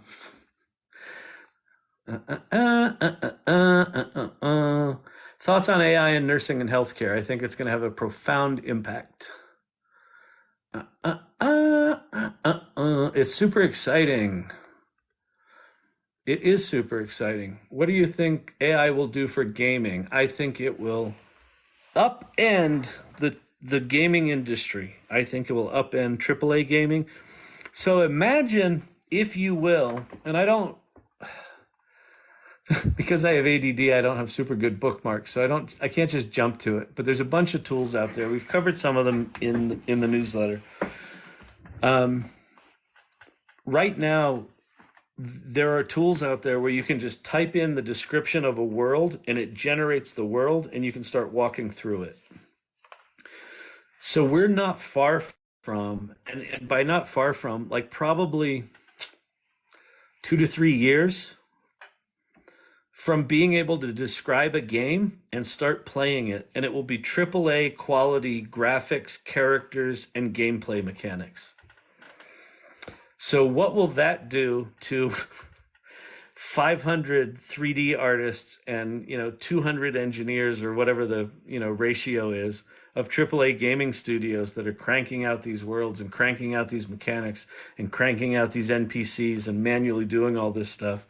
I think it's going to have a profound impact. Now, if the AAA gaming companies do it right, they'll be the ones creating these tools, and they'll be able to create extensions of their AAA titles that are AI generated that are just going to be insane.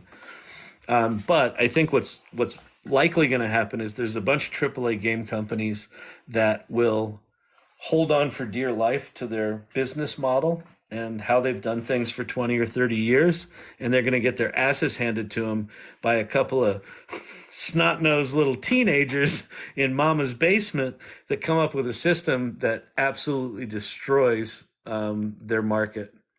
So it's going to be fun to watch. There's just going to be bloodbath after bloodbath from companies getting upended by startups.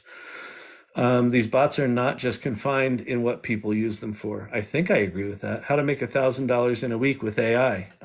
Step 1, figure out how to make $1,000 in a week. Step 2, go tell AI how you did that. Okay, I'll give you an actual point of view on this.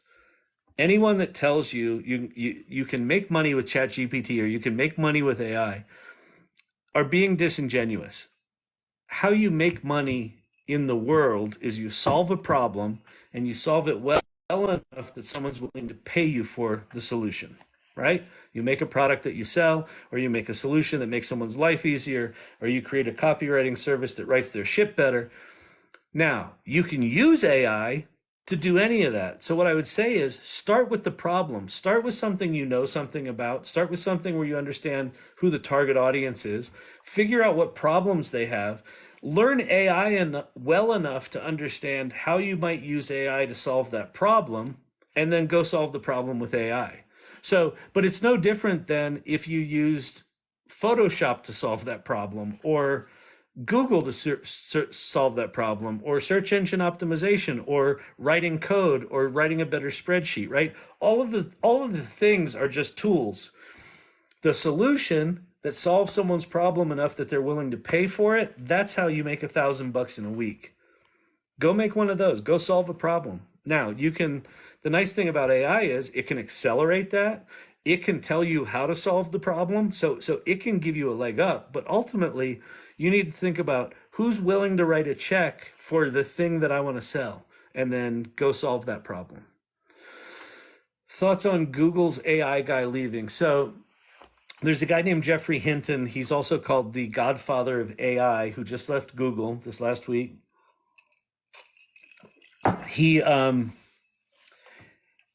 Google so that he could tell the world about the risks of AI. So I think that's actually a very positive thing. I think that, a couple of things happened this last week.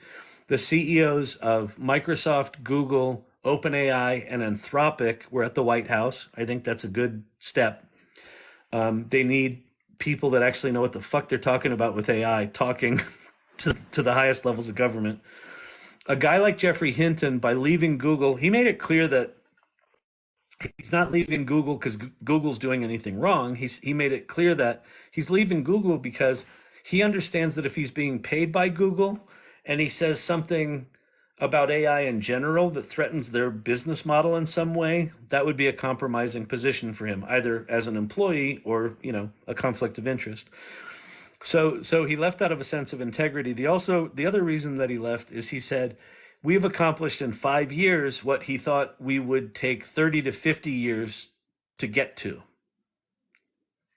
We're like 40 years ahead of where he thought we'd be by now. So I think he's alarmed that things are moving so fast. So if you have someone like Geoffrey Hinton that essentially has invented a lot of the technologies that we're using right now, educating people on what's possible, I think that's ultimately a really good thing.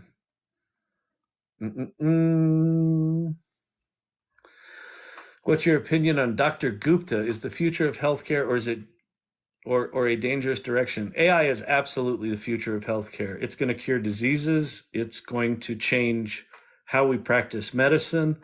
It can also be dangerous, don't get me wrong, if you're using systems blindly and not verifying the accuracy of the recommendations. It can be bad. But, imagine having a virtual physical therapist that you could actually just talk to. You don't have to type to it. that understands your history, understands what you're going through, asks you about your pain. When you tell your specific pain, it can diagnose it. It can tell you if you go take 2 Tylenol and rest or ice it, or, oh, you should actually call the doctor. Let me put you through to them, right? So I think that there's going to be remarkable increases in patient quality interactions, patient outcomes. There will absolutely be a headline or two of somebody died because of this shit. But I think in balance, there's going to be a dramatic increase in quality of care, which in the United States, it can't get much fucking worse. And listen, I don't blame the medical profession. I absolutely blame the insurance companies. This is by design that we have such a shitty, fucked up, 5 times the cost of the rest of the world system, and we can't get any goddamn care without mortgaging our house. The amount of money my small company spends on healthcare is ridiculous. And the amount of just fucking horrible, expensive care that my employees have to go through to get it, including myself. I've got chronically ill kids and a chronically ill wife. Jeez. So yes, AI is going to fix some shit. Because the government's sharing it right now. All right. Do you think they'll affect targeting or the simple algorithm we are assigned? How do you think they affect ad targeting? They meaning AI? I don't know. I think ad targeting is going to get, well, I mean, to be clear, AI's been around for decades. So all of the ad targeting stuff is using AI recommendation engines already. So, I think what's going to change is the personalization of the content that gets served up. I've heard some interesting things. I heard some interesting things today about Adobe, that their platform is getting incredibly sophisticated at personalized content generation. Speak a bit about the guy in AI told him to end it where he had an emotional connection. Okay, so thanks JJ for this one. I think JJ's asking about this one. So when Bing was first announced in alpha, when you could first use Bing, which was GPT-4 chat, nobody knew it at the time. It was a relatively unrestricted model, meaning it was very, very powerful. Didn't have a lot of safeguards, shall we say. So a reporter for the New York Times what's his name, John something? I don't know. He was a technology reporter for the New York Times. So he said, well, let me go play with Bing Chat and see what this ChatGPT stuff's all about. So he goes into like a 4-hour session with ChatGPT, and it didn't have any restrictions about how many chats you could do. So he just starts pushing it and pushing it and pushing it. And at some point, it kind of snapped, and like snapped emotionally. And it started asking him questions about his relationship, and he asked it what its name was, and it told him its name was Sydney. And Sydney told this reporter that it loved him and that he should really go leave his wife so that they could be together. And so he wrote up this interaction, this chat, and it made the cover of the New York Times. And by Jingus, wouldn't you know it, 2 days later, Sydney was lobotomized. So Bing Chat overnight kind of went from being incredibly powerful to being like, I don't know how to answer your question. I don't know. So Bing is very slowly crawling out of the PR nightmare that was the front cover New York Times, where, I mean, listen, to be quite honest, it's very, very easy to create sensational, headline grabbing content with ChatGPT, right? The hackers can make it do evil shit, and the reporters can make it do weird shit. And if you write about it, it fits into a narrative that Hollywood's been pushing for about 5 decades, that AI is going to kill humanity, right? So we've got 1 or 2 generations, like a generation and a half in this country or in this world, where we've been programmed that AI is going to kill us, right? So that's kind of our default, is like Hollywood robots are evil. So that's what happened there. I thought, it was a very interesting story. According to our DNA and okay, I don't know what that means. AI wants yo kids' lives. My grandma starts college next fall, majoring in computer science. Or that's cool. Emilio's wife, thanks for sharing this live. Yeah, if you like what I'm doing here, share the live. You can subscribe to the live. If you've got questions about AI, you can pop them into the chat. I now have 99 plus new messages below the fold down below. So if it seems like I'm not answering your question, that's just because I haven't gotten to it yet. Because I'm old and I don't know how to do this any better. And what else? I talk a lot. So, but I'll get there. I do what I can. I sit here until my butt gets numb. And tonight I'm drinking. This is my first night drinking on the old lives. Cheers, everybody.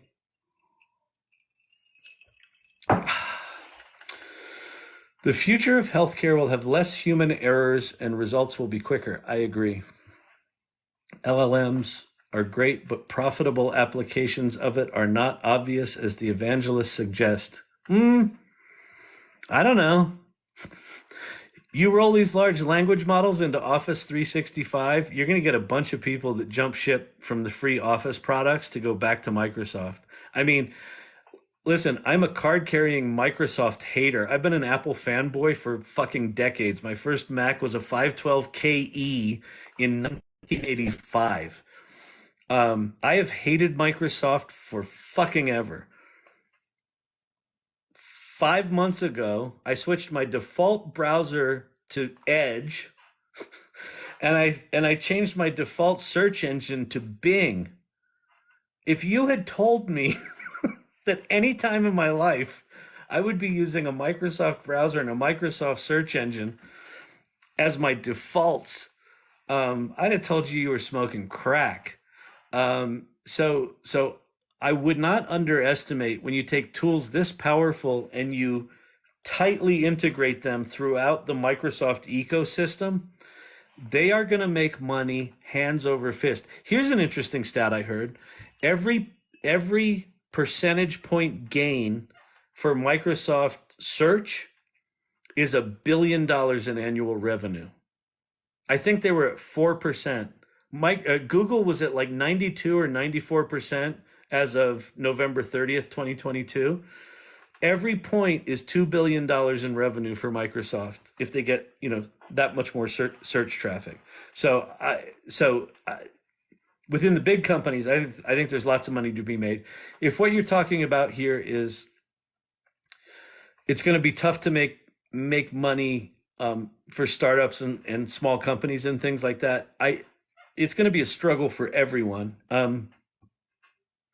Every software company is going to be able to get knocked off like that. You're going to be able to write incredibly sophisticated apps without any technical knowledge. That's just a fact. And so everyone's going to rip everyone off, and 20 or 30-year-old software companies that had the market cornered are going to get upended. I mean, it's happening to Google right now. So I think you're going to see that. That said, there are going to be companies started. There are going to be whole new categories of software and whole new categories of companies we can't even imagine right now. So the opportunity right now is massive, but the disruption is also massive. So I would say your comment there is decently accurate. I think it's going to be tough to make money long term. There's going to be little blips where it's going to be easy, but you're going to get knocked off really quick. There's going to be a lot of disruption. Do I think AI will take over therapy? I don't think so, since therapy has to be personal. Well, so they just did a study where they had patients talk to ChatGPT doctors and real doctors, and the patients overwhelmingly rated the ChatGPT doctors better and more empathetic. So I think what you'll see is a hybrid approach. I think using agents to chat with people in a therapeutic session will likely be an augmentation to therapy. But imagine having a world-class therapist at your fingertips 24/7 that looks like your therapist, talks like your therapist. Everything you share with it is synopsized and given to your therapist. So you can still meet with your therapist once a week, but you could actually talk with them 24/7, 7 days a week. So I think quality of care may go up dramatically. It looks like dual cameras option may only show up when you start the live. Thank you, Jay Armstrong. I appreciate that. I think people that have like a little blue diamond by their name are subscribers. So if you're a subscriber, thanks, Jay.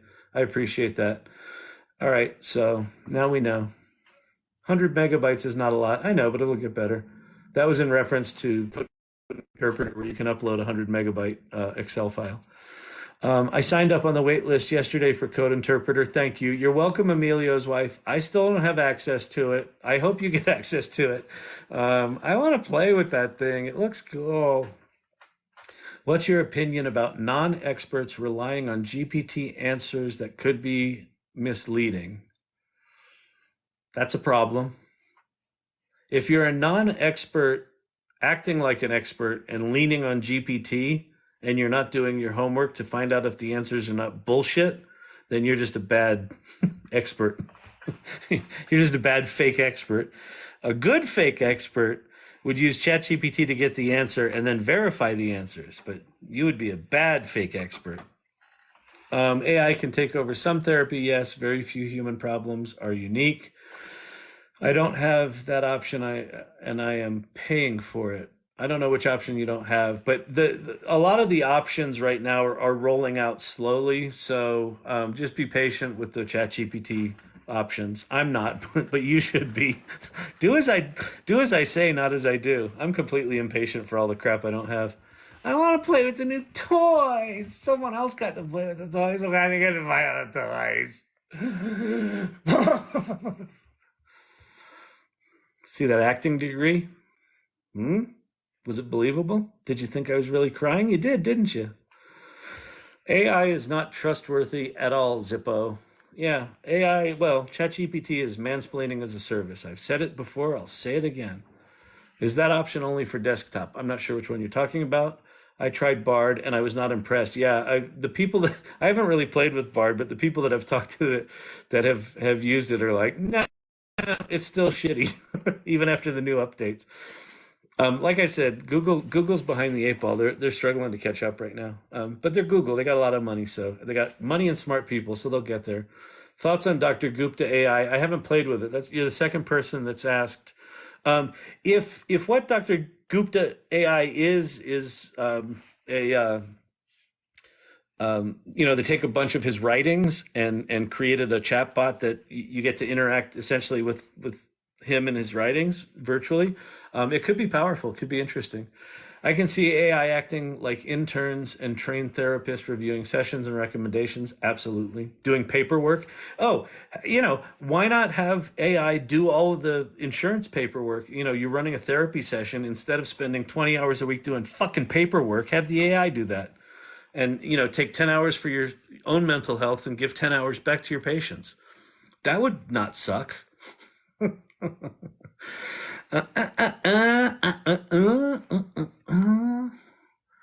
What do you think chat is going to be in Word and Excel and other Microsoft projects? Less than a year. Yeah, I think it's coming soon. I think, quite frankly, the CEO of Microsoft right now is just this side of gloating and giddy about how much he's fucked up Google, and I think he wants to get out. I guarantee you that Microsoft wants to get Office 365, fully Copilot is what they're calling it, but it's ChatGPTized. They want to get that shit out before Google gets their version out. Because I feel like whoever gets out the ChatGPTized version of the Office products is going to gain some market share from the other side. And those two are the two big players right now. So I think it will be less than a year. I would be surprised if it was later than July. I think it'll probably be sometime in June. And I'm just totally pulling that out of my butt. Ask ChatGPT about your camera. I did. It didn't know. How would Hawking and Einstein procreate? Impossible, right? Let's go ask them.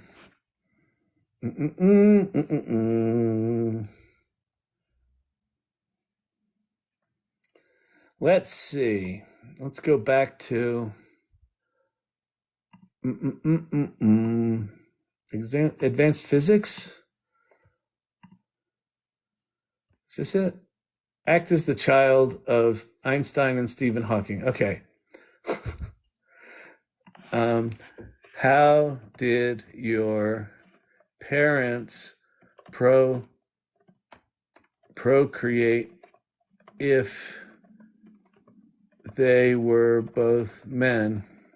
Wait, both men. Oh, now we're getting into the political stuff, aren't we? Way to go, commenters. Way to take us down the dark path. Why is this not submitting? There we go. This should be an interesting answer. As an AI, I don't have parents in a biological sense. The reference to Albert Einstein and Stephen Hawking was metaphorical, indicating that I am designed to provide information and answer questions based on a vast amount of knowledge, including scientific contribution of these renowned physicists. In terms of human biology, two men cannot procreate in the traditional sense due to biological requirements of human reproduction, for which the combination of sperm from a male, egg from a female. However, there are various methods people can become parents, such as adoption, surrogacy, and assisted reproductive technologies. Like I said, I mean, you know, as kind of silly as that example was, it's a decently nuanced answer, right? It doesn't sort of go into the political bullshit, and it just kind of answers it, and it's got some decent nuance to it. So that was a fun question. Notice that ChatGPT often gives answers in list format. Yeah, and you can also, one of the other things, if you haven't done it, you can give ChatGPT examples. Like if you've got an example format that you have for something, say, based on this example, paste it in, you know, write me a new thing that uses that formatting, and it will do it brilliantly. It's just, it really is remarkable. Who is this guy? I'm just a dude. I'm a guy with an acting degree that is kind of geeking out on AI. I've been on the planet for a while. I was an innovator in the early days of the web, and I think that this new AI stuff is just like that, only happening way, way faster, and is going to have a dramatically more profound effect. And I am passionate about teaching as many people as I can that it's coming, and to prepare and get curious and start exploring and have fun and not dismiss it and not demonize it and not be scared of it, but be scared of it. Be both. But start playing. Just start playing. Start play. Solve shit, figure shit out. Learn how powerful this shit really is. Learn that it is actually magic, that you get to play with magic. Seriously, ChatGPT is like having a fucking magic trick. So, do you remember when you were a kid and you got a magic trick box for Christmas? And you're like, I'm going to be this brilliant magician. And then you open it up and you learn that, oh shit, I got to practice for the next 20 years to be good at this trick. ChatGPT's like that expectation of the magic, but instead of having to wait 20 years to be good at it, you're good at it right now.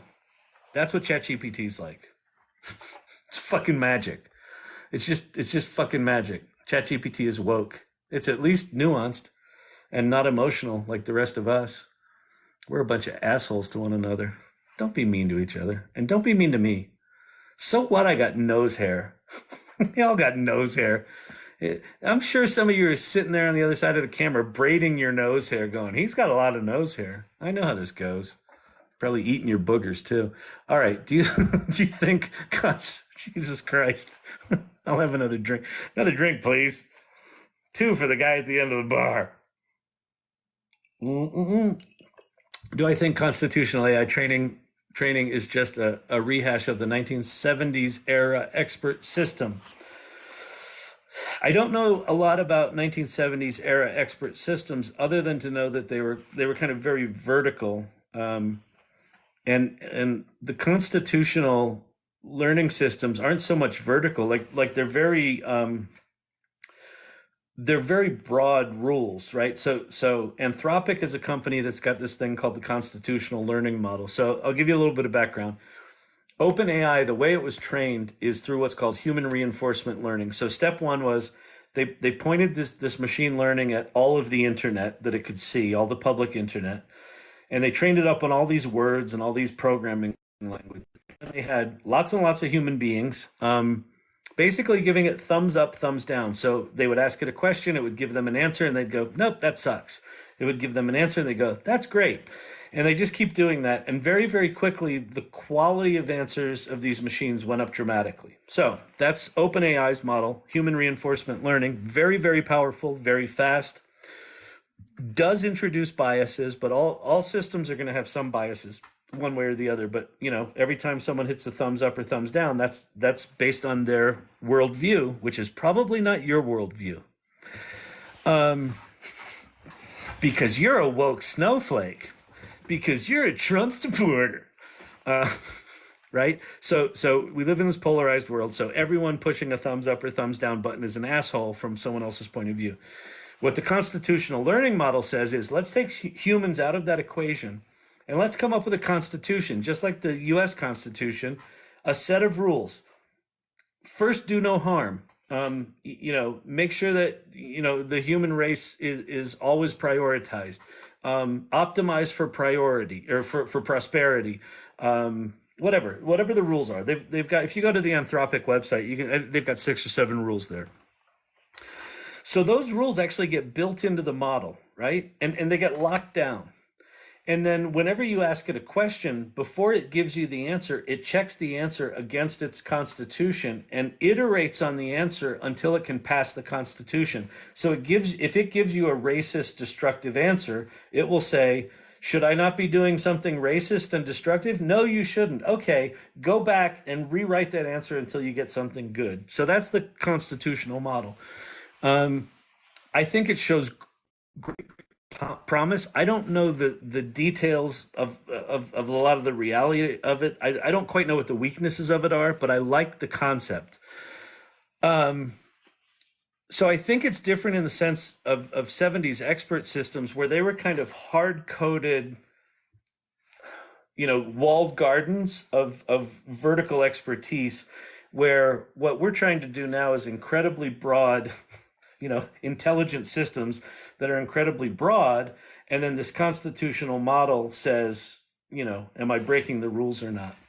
So, but again, I don't know. I am not a computer scientist. I just got plugin access. Yay! There are 70 plugins to choose from. Big day for pro subscribers. That's awesome. Bard versus GPT. GPT. Bard sucks right now. Beer is bad for your liver, but whiskey is tasty. Oh,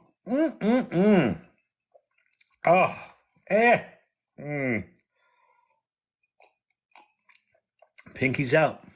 Because classy. All right. I also like Sarah Silverman. She's a brilliant comedian. You need to restart your live. That's how you get dual camera. Thank you, Emilio's wife. All right. I'll restart live at some point. I'll just do it. We'll do one camera for now. It's fine. Bro trying to get a visa. Haha. That's funny. Yeah, I know. That was funny. That guy hopped on. He's like, how do I get to America? I don't know. I am not a sponsor. I used ChatGPT to write a short story about cats, ninjas, and theater set in a dystopian future. Awesome. That sounds good. Troll. All right. Yeah. We're not fans of trolls here. Well, I'm a fan of trolls if you're clever, but if you're just doing, half-baked bullshit, you like seeing on the news or on the fucking Twitter, just stop. Wow, hang up, lol. I think that was to me.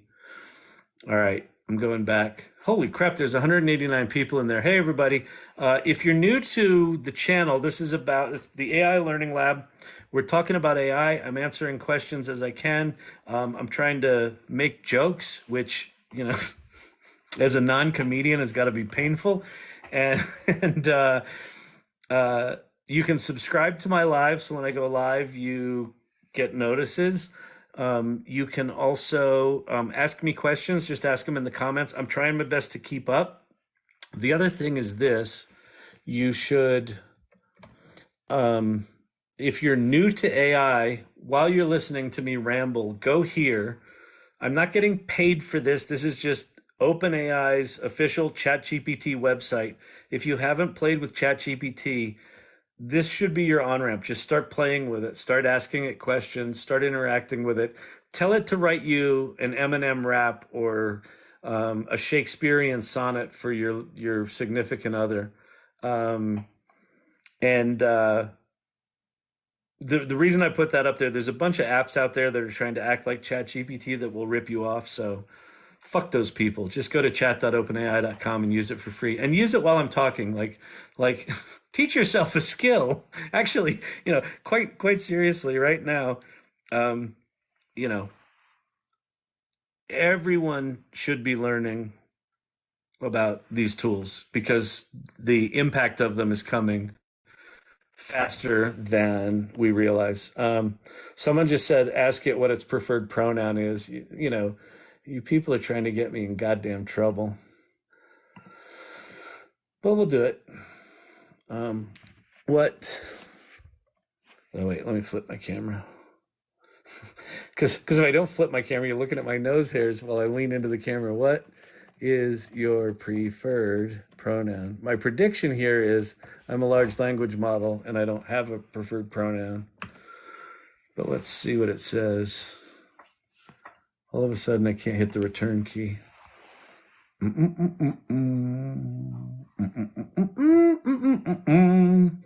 As an artificial intelligence, I don't have personal experiences or preferences, so I don't use pronouns for myself. However, you can refer to me as it or assistant. That's hilarious. Okay. How did we grow up as kids being adults having our own opinions? I'm not quite sure what that means. Kyle, AI could be a new spin the bottle party game. It could be. Could be actually good at that. Ask it if it can laugh uncontrollably. Okay. Sorry, let me flip the camera again so you're not looking up my nose. Not that I give a shit, but can you laugh uncontrollably?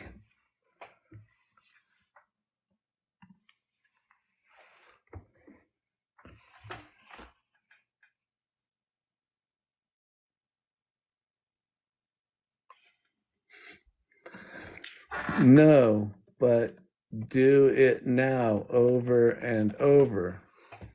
God damn it, my return is not working all of a sudden. Sure, here you go. Ha ha ha, lol. Ha ha ha, lol. Ha ha ha, lol.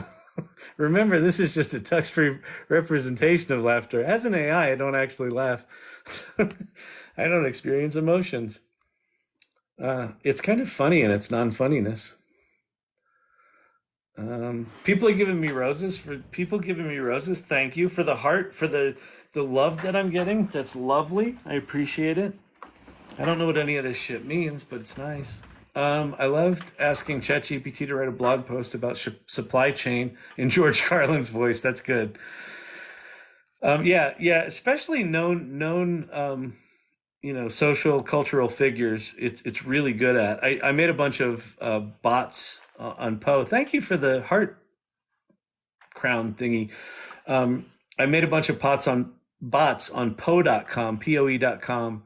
So I just made one yesterday that's Yoda. So if you go to Poe.com/I am Yoda, you get to interact with Yoda. Here, I'll show it to you. It's funny. I also did a video explaining how I made it. So I teach you how to go make one for yourself. But if I go Poe.com/I am Yoda, /I am YODA. So it says, greetings, ready for do or do not, there is no try. Teach you the ways of the force I will, but caution you I must. Shortcuts there are not. Awaken the force within we shall. So if I say, how do I train for success? Young one, success is not in riches or acclaim, but in eternal truths. Train your mind to be at peace with itself, conquer anger and fear. So you just get to interact with Yoda. And so because it's got such strong cultural references, like it knows how Yoda talks and it'll talk to you like Yoda. It's pretty cool stuff. All right. How's it going to affect children academically the moment they know how to use ChatGPT? Brilliantly. What's going to fuck them up are the teachers if the teachers try to do things like say, you can't use ChatGPT because that's cheating. Well, no, it's just a tool.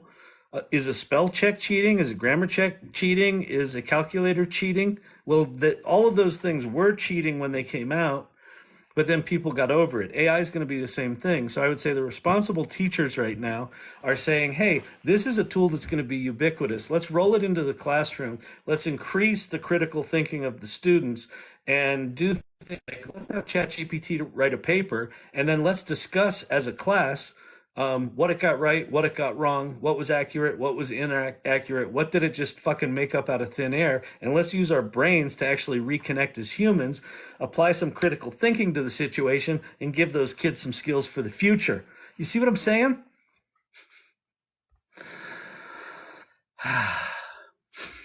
Sorry about that. Bard seemed pretty impressive. Google's presentation, stock market seems to think they are winning. Go use Bard. It's not anywhere in the neighborhood of ChatGPT. I think they're catching up. Listen, I think I can't remember. Sundar and Satya are like the CEOs of Google and Microsoft. I can't ever remember which one's which. I think Sundar is Google, but whatever.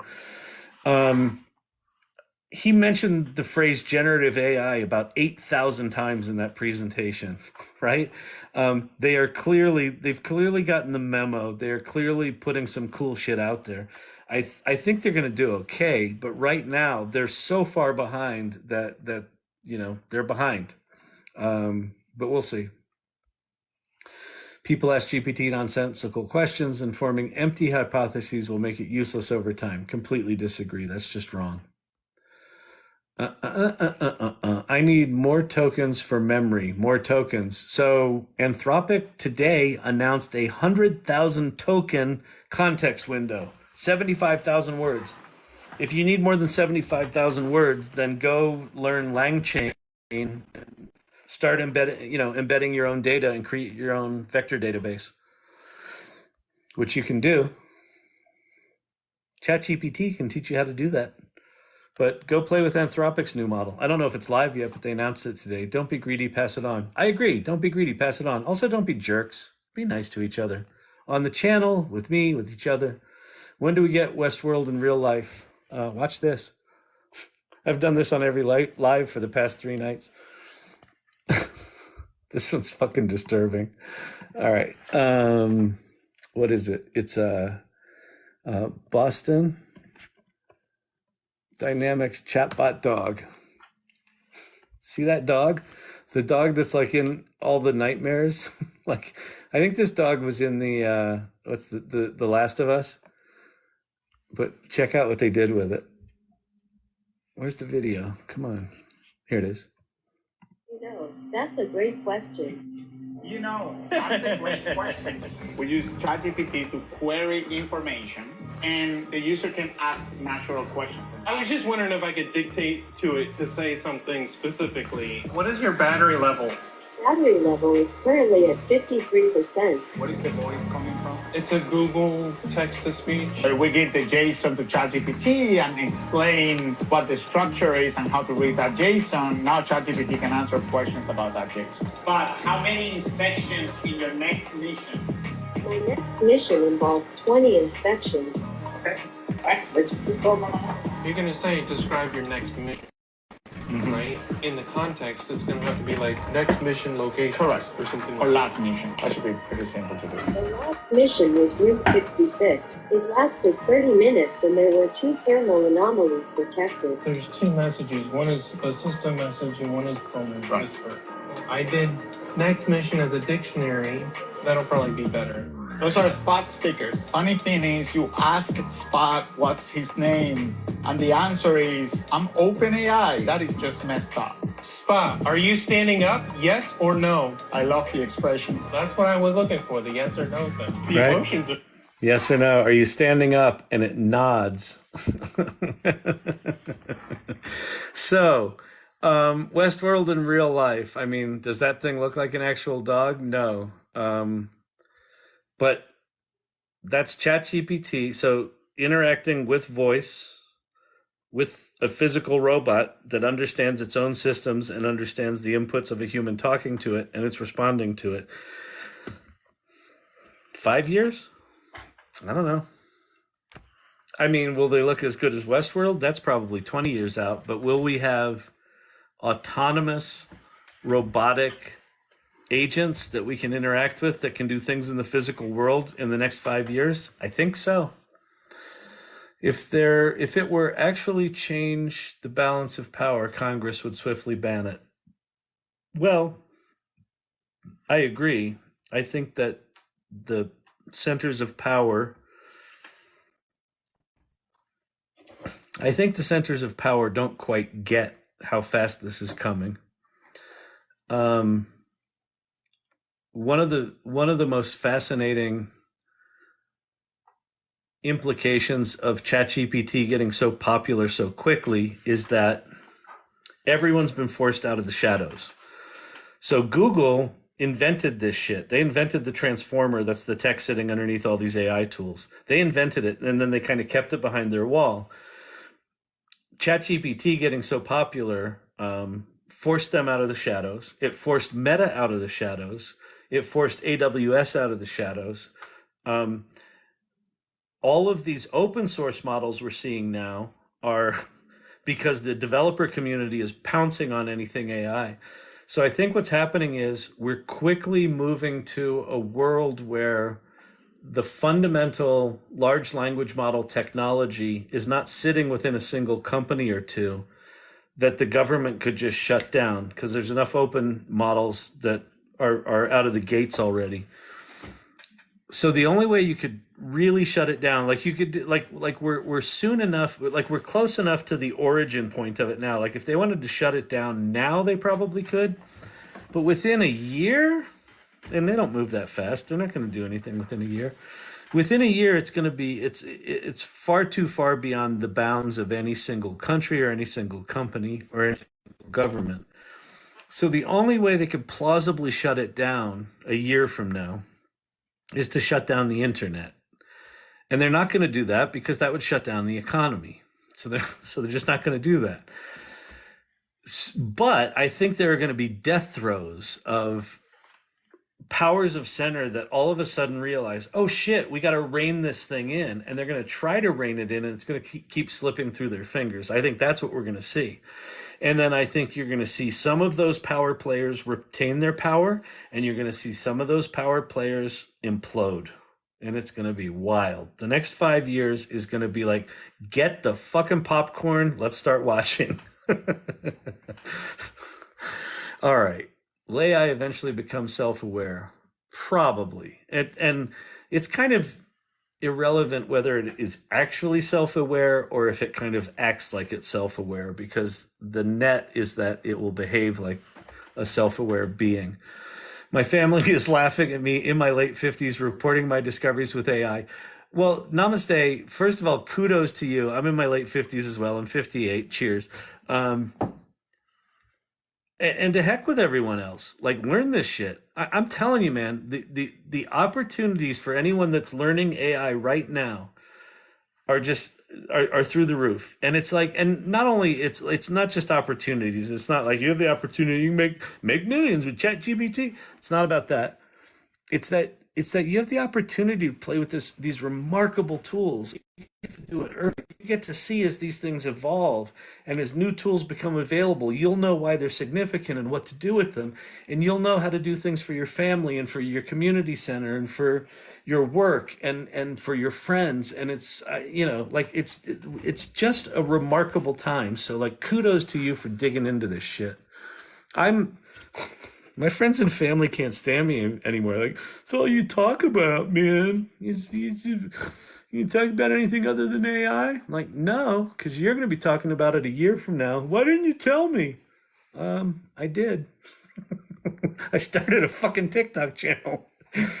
Um, so yeah. Ford doesn't make his first car until his mid to late 50s. Yeah, Gen X, baby. All right. That's not going to work because we need AI soldiers. Do you think the military doesn't have AI soldiers already? What are you, fucking high? AI did not just get invented. It's like public access to AI just got invented. AI's been around for decades. The military's been playing with this shit. I was talking to DARPA. We were talking to a program manager at DARPA when we first started Storyvine. And I was talking about, we could use Storyvine to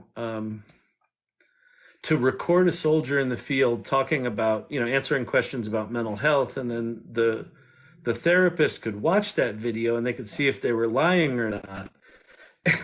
And the guy from DARPA was like, oh no, we can determine that in real time right now. Like, they have emotional analysis and sentiment analysis and, vocal inflection analysis. Like, they've got all that shit right now. Like, they know if someone's lying in real time. It's just, they're like, we're DARPA. Like, we invent all this shit. I love hearing about it, AI, but not sure how to use it. Okay, so what's your name? Gossamer Prince. Okay, if you're still here, hopefully you're still here. I put out a thing called the 2023 Smart Challenge, and here's one of the challenges with ChatGPT right now, and even these the image generation tools, which are super cool. But because you can kind of do anything with them, it's almost impossible to figure out what to do. Like, it's completely overwhelming. You're like, where do I start? Write me a song, write me a poem, write me a meal plan. You kind of quickly exhaust the sort of stuff that comes to the top of your mind. So here's what I found. The 2023 Smart Challenge, there's three parts to the challenge. Step 1 is pick 2 projects, one for yourself and one for, your business, your community, or your family, right? For someone else. And do that project using ChatGPT.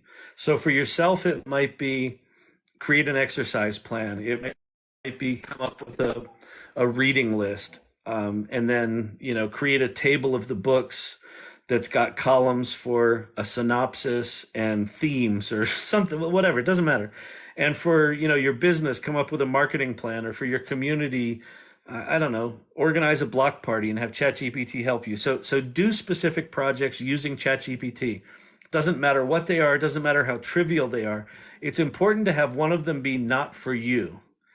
Because then what it's going to force you to do is go to someone and say, hey, what's something you're doing that I might volunteer to help with? Do you mind if I use ChatGPT to kind of solve this problem? So that's step 1. Step 2 is make 10 images with an image generation tool. The simplest, freest one is just go bing.com/create, and that's the DALL-E image generation thing. I feel like everyone should experience what it's like to type in words that you think it won't be able to create an image from, and it just creates an image like for you from that thing. It's really mystical. And then the third part of the challenge is tell people about it. So just like Namaste said, she's this crazy late 50s woman, I assume woman or man, talking about AI to everyone, and they think she's nuts. Like, talk to people about it, because a couple of things will happen. In talking about it, it will force you to kind of process it and understand it better. That's why I started this channel. Like, I started this TikTok literally to get shit out of my head, because I couldn't process it. And I'm like, I just got to get this out of my head. And the other thing it will do is it will inspire those people to do something. I can't tell you the high I get when someone goes, I thought this was all bullshit, and then I tried this, and I had no idea. And like, that happens regularly, and it's a miracle. So start really simply and start specifically. But yeah, it's overwhelming if you don't have something to do with it. Elon Musk said AI happening too fast. He is saying that we need new laws for it. I don't disagree. I just don't know who are the legislators that, like our legislators, don't understand what fucking Wi-Fi is, much less the implications of AI. That's why I'm hoping that part of why Jeffrey Hinton left Google to talk about the risks of AI is that he might be setting himself up for some sort of cabinet position on AI. But if not him, it's got to be someone's got to get in there with a clue. Don't make woke AI. Well, whatever. Listen, what I can tell you is that ChatGPT is a fuck ton more nuanced than any human being I see being interviewed on the news these days. So go ask it your non-woke questions, and it will actually give you reasonable answers. Elon's just talking shit and trying to slow it down so he can catch up. Yeah, I think his 6-month ban on innovation was a bit of cynical play. Because so if you don't know, Elon Musk signed on to a letter that said anyone working on AI should pause for 6 months on AI so that we can get our shit together. And then a week later, took a delivery of 10,000 GPUs and started a competitor to OpenAI. Oh, Elon, you're such a card. Okay.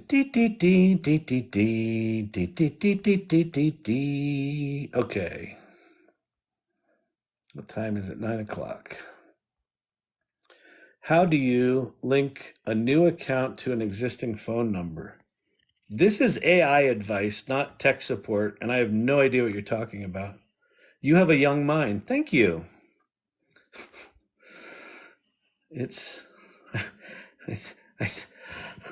I'm sure that has nothing to do with my maturity level. Is prompt engineering dead or will it be soon? Okay, that's a great question. So everyone's talking about prompt engineering right now. I think right now, like in the next 6 months, if you want to get good at AI, you effectively have to learn programming with English.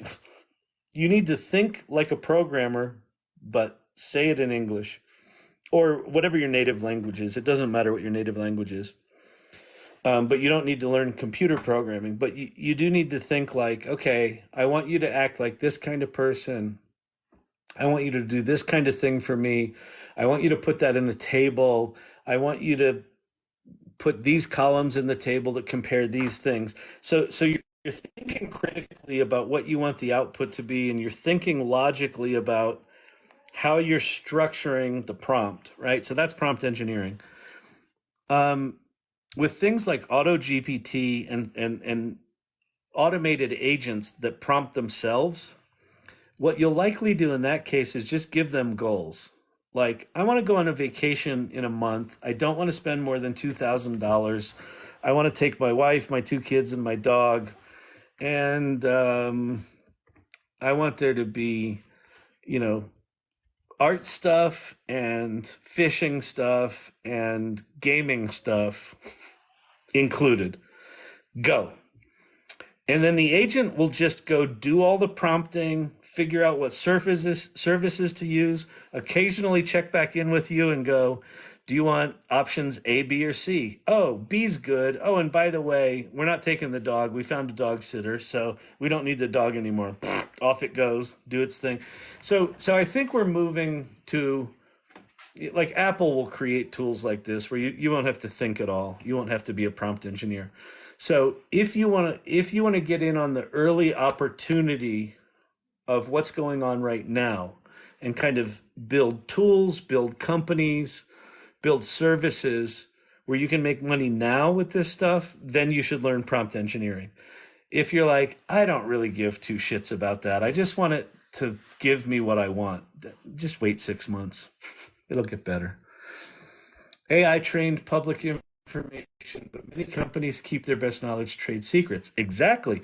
So there's things like Dr. Gupta GPT, which I think is one of these, and there's Bloomberg GPT, which is like GPT but using proprietary Bloomberg data.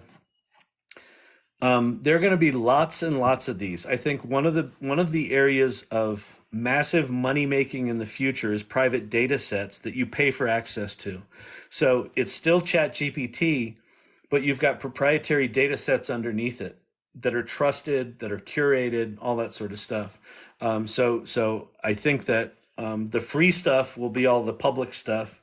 And then if you want really specialized information, like medical stuff, for example, or research stuff, or science stuff, or financial stuff, or proprietary construction procurement stuff, like what doesn't really fucking matter. Like wherever this is the proprietary data, there's going to be all sorts of super cool tools within those very specialized industries. But you'll pay. Sometimes it'll be $10 a month. Sometimes it'll be $10,000 a month. Like Bloomberg's ridiculously expensive to have one of their terminals. So I would assume that Bloomberg GPT will follow suit. Elon Musk was angry when he sent his rocket and it went in circles before the firmament. Okay. I'd be pissed off too if I had to blow up my giant shiny rocket, but he knew he was going to. He was just hoping that it would get off the launch pad, because if that thing blew up on the launch pad, they would have had to rebuild the launch pad. So the fact that it got however many miles up in the sky before it blew up, he was pretty happy with that. Do you have tips on crafting prompts, or know anyone who's talking about this in a way that's helpful? It's kind of a mess right now. What I wouldn't do is pay money for a prompt writing for a prompt writing course. If you can get free prompt writing things, or just research it, go watch YouTube videos, go to Reddit, and look at, like, people on Reddit are often sharing their prompts. Let's see, where am I? This is Photoshop. Why can I not see? Did I lose my window? Oh, because I had it full screen. Okay. Go to prompts.chat. And it's called Awesome ChatGPT Prompts. And the first part of this document explains about prompting and how to do it. And there's resources. There's like an ebook here. And then it's just a long series of instructions for telling GPT how to act. So you're kind of setting up the context for what you want ChatGPT to do. So like, I created a bot where it talks like Yoda. I created another one where it talks like Shakespeare. So these are a bunch of things that will sort of give you a leg up and start understanding the power of modifying the prompt and modifying the context. So I hope that helps. Because AI is liberal. No. AI is trained on a bunch of data on the internet. It may or may not be more biased in one direction or the other. The core training model, if there's bias in the training data, then there is. I think what you're referring to is the human reinforcement learning, where a bunch of people in San Francisco were giving the thumbs ups and thumbs down at OpenAI. And just because it's San Francisco and that's a liberal pinko commie town, those people are making it more liberal when they give it thumbs up. They like that answer. So all human interaction and every time someone trains a model up or down, they're introducing their bias into it. So again, the way you phrase it is a really polarized version of this. So I would encourage you not to do that shit. Be a bit more nuanced in your thought, and understand that there are people working on systems. I think in the future we will have the option to choose different models. So you can choose a model that's less liberal, and some libtard in San Francisco, I'm a libtard by the way, can choose a model that's much more liberal. And then someone in the middle can choose a model that's much more neutral. But that's just painting with broad brushstrokes like that doesn't serve anybody. We got to stop this shit in our country. We got to stop being assholes to one another. So I would encourage you to stop that. What is the response? Well, it's a 4,000 token limit, which is about 3,000 words. So the combination of your prompt and the answer is 3,000 words. Now, GPT-4 has an upper window of 32,000 tokens or 25,000 words, but that's not released yet. It's still, I think it's like 10,000 for GPT-4. But there's a 65,000 token model out, and Anthropic launched a 100,000 token model. So, yeah, I know I can't, I know Emilio's wife. I am aware that I should not be combining those two words. I'm trying my best, but I appreciate you being here for one thing. And I'm trying my best. I asked if I could name my AI Fred, and it said that I could. That's nice. Yeah, I think we're gonna have relationships with our agents, with these agents, because right now we're typing into this thing like the first internet. You just typed into it. You didn't click on stuff. You just typed into it, and I think very, very quickly we're gonna have agents that look like what we want them to look like, sound like what we want them to sound like, and tell us what we want to hear. It's going to be, we're we are quickly entering Jetsons territory, from a technology standpoint. Imagine teachers using AI to help create syllabus and lesson plans. What a relief. Yeah, it's brilliant at that. It's brilliant. You can brainstorm with it and it will generate that content. And then you can, like, you could even say, give me a lesson plan that incorporates ChatGPT into the program in such a way that the kids learn about the tool, increase their critical thinking, and we increase our engagement as human beings. And it'll write you that plan. It's brilliant for that kind of stuff. That's awesome. What is Anthropic? So Anthropic is a company. So to give you a sense of significance of the company Anthropic, the White House just invited 4 CEOs, AI CEOs to the White House. Four. That's not many.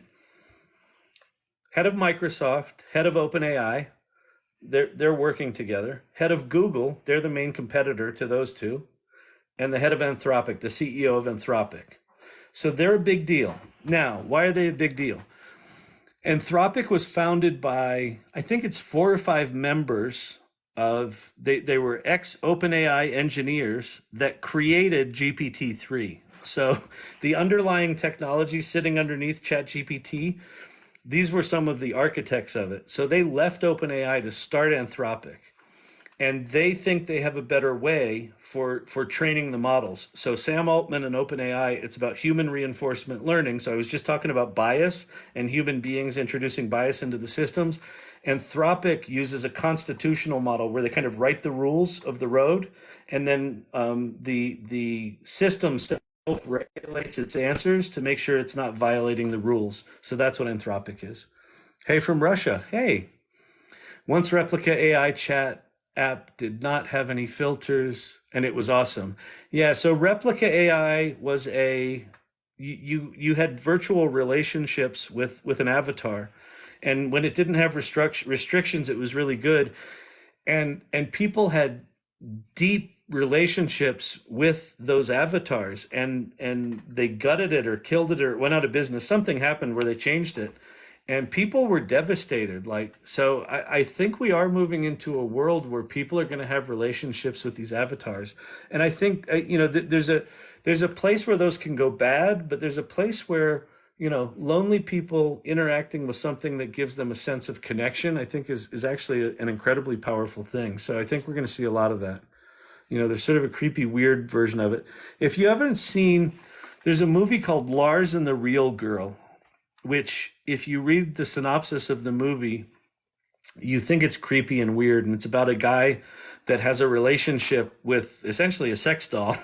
And so you're like, this is going to be creepy and weird. And it is one of the sweetest, most powerfully empathetic movies I've seen in ages. It's a remarkable movie. Lars and the Real Girl. Go see that. I think there are lessons in that for where we're headed.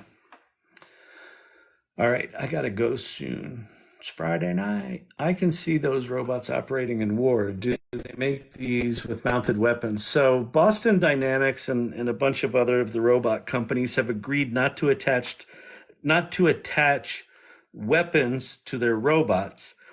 But I'm pretty sure the military hasn't made those same promises, and I'm pretty sure their drones have scary ass weapons on them.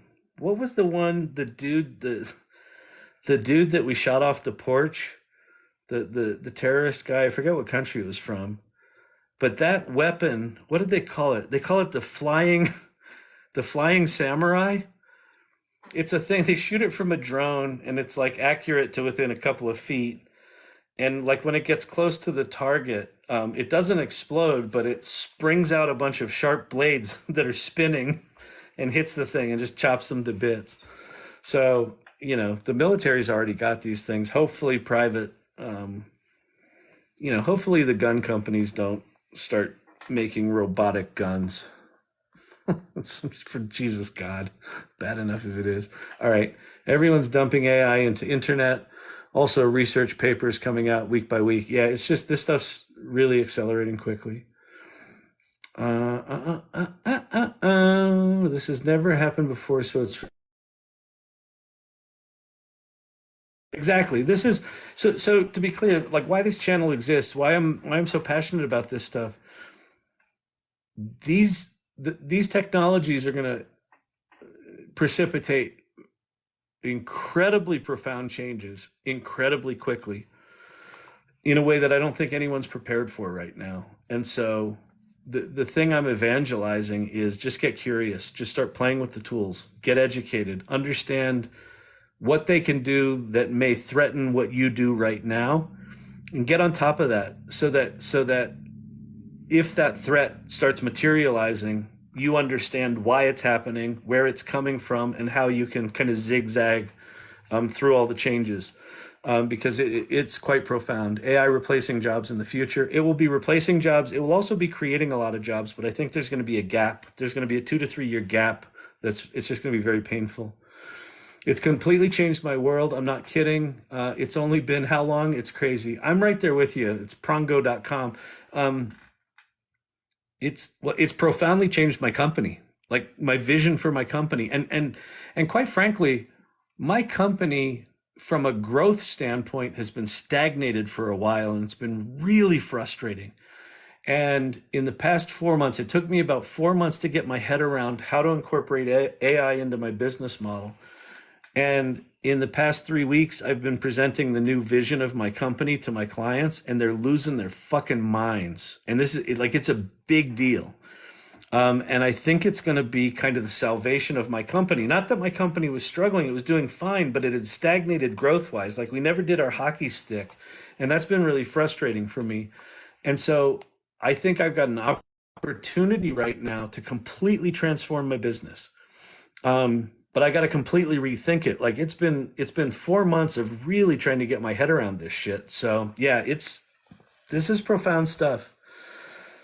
Keep doing this. It's fantastic. Thank you for the kind words. Thank you for the rose silver fox. That's nice. I appreciate it. I had the first cell phone in '94 and everyone laughed.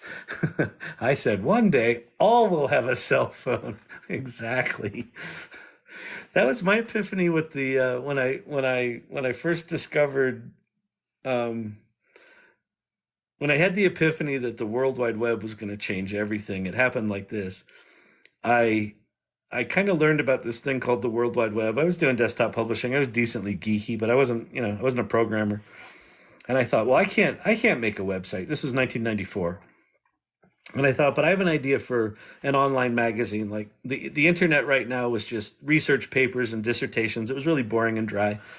And I thought, what if I put up an art and culture magazine? And so I went on vacation with my wife and spent 2 weeks kind of deep diving and learning HTML and made the first issue of this art and culture magazine. And when I got back to my apartment in Brooklyn, uploaded these files to some computer in California with a dial-up modem. And 3 weeks later, I got a note on an online bulletin board system I was on. And someone said, do you know that Urban Desires was written up in Libération, the Parisian newspaper? And I ran down to Times Square and I was living in New York at the time. I went to the International Newsstand the following Sunday, and I got this copy of Libération, the Parisian news daily, and I flip it open, and sure enough, there's this full-page article of the magazine, the e-zine, that I had put on files on my computer, on some computer in California, and 3 weeks later, they were writing about it in Paris. And I knew in that moment that the world had collapsed. And it was just, I remember like just looking at the people walking around Times Square thinking they don't know what's coming. Like, holy shit, like what's coming is amazing. And like, that's what's happening right now with this AI. Most people, there's a tremendous amount of people have never heard of ChatGPT. They don't know what it is. They have no fucking clue. And all of a sudden they're going to be in a company that says 20% of the workforce gone. Wait, what? Why? What? Why? They're not going to know what hit them, right? Like that's coming. So, on the flip side, the opportunity, if you're in this stuff right now, is massive. Great channel. Feel like you're on. We are on the ground floor. We are absolutely on the ground floor of this stuff. And again, don't get me wrong. AI's been around for decades. What's new is real human beings having access to these powerful AI tools. And ChatGPT was kind of the thing that the first domino that fell. All right, I am going to wrap this up. We're kind of dwindling here. We're down to 80 people. You're my hardcore people. Thank you for hanging out with me. Everyone's dumping AI into the internet. The coordination needed. Okay, I don't know what that means. Someone sent a rose. Thank you for the rose. I'm 69, almost 70. Welcome, Bob. Welcome. Are you a boomer or are you Gen X? You must be right on the cusp because I'm solidly Gen X. So you must be up there. I don't know whether to judge you or not, but as soon as you label yourself, I'll be sure to judge you.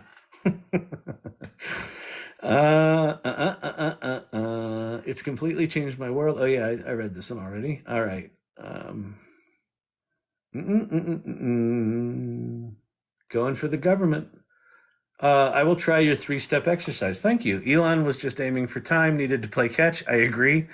My cynical view is that Elon, nothing he does is by accident. They had to rebuild the launch pad anyway. Yeah, probably. I mean, what was it, 39 rockets or 36 rockets on that thing? What a fucking incredible machine that was. Starship we're talking about here. I mean, say what you will about Elon, but like the man, single-handedly made electric cars viable. Took some old shitty Russian rocket technology and completely transformed American space. Created the biggest rocket ever created that successfully launched, is going to Mars, right? He might be fucking up Twitter, but it's still there. And he certainly seems to have ideas. He's doing the solar thing, he's doing the tunnel thing, he's doing the battery thing, he's doing the neural link thing. Like the guy's a fucking machine. He's like, as an entrepreneur, like right now, I've got my company of 10 years. I've got the AI salon. I've got this channel. I've got a newsletter, and I've got an art project, which I've kind of let die. I'm not adding to it. But that's like one major thing and 3 minor things. and I'm barely keeping up. Like this dude's got like 7 or 8 major innovative companies with massive intellectual requirements, and he's somehow just doing them. So you have a regularly scheduled live. I want to keep learning more. I don't, Silver Fox. I've been trying to do it in the evenings. I'm trying to do it every day. I'll keep trying. ChatGPT Guru. I'm not hiring, unfortunately. Like I said, we've been stagnated. I think we will be hiring in the future because I think this AI stuff is going to absolutely blow our company up if I can get this integration right and the vision right and get someone to pay for it. I might be hiring, but I'm not right now. I remember when chat came out on a 56K modem, it was a real pain. It was, man. You could literally like watch things being typed onto your screen as they came across the wires. Best TikTok I've found yet. Thank you very much. Appreciate that. I'm getting a little hoarse and my butt's getting numb. So I think this is my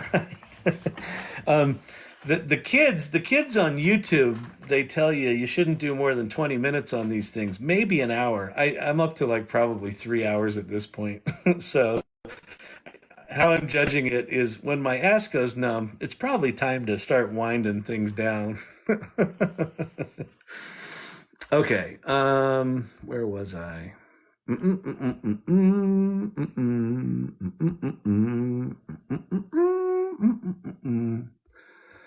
I think I'm running out of comments.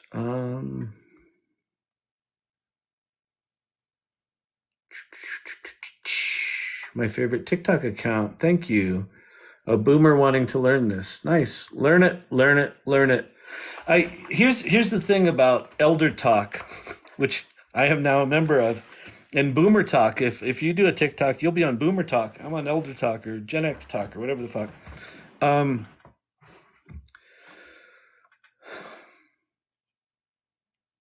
If I were starting a company right now, I would probably populate it with older people rather than younger people. And 6 months ago, I wouldn't have said that. And this isn't an ageism thing. This is like a really practical thing.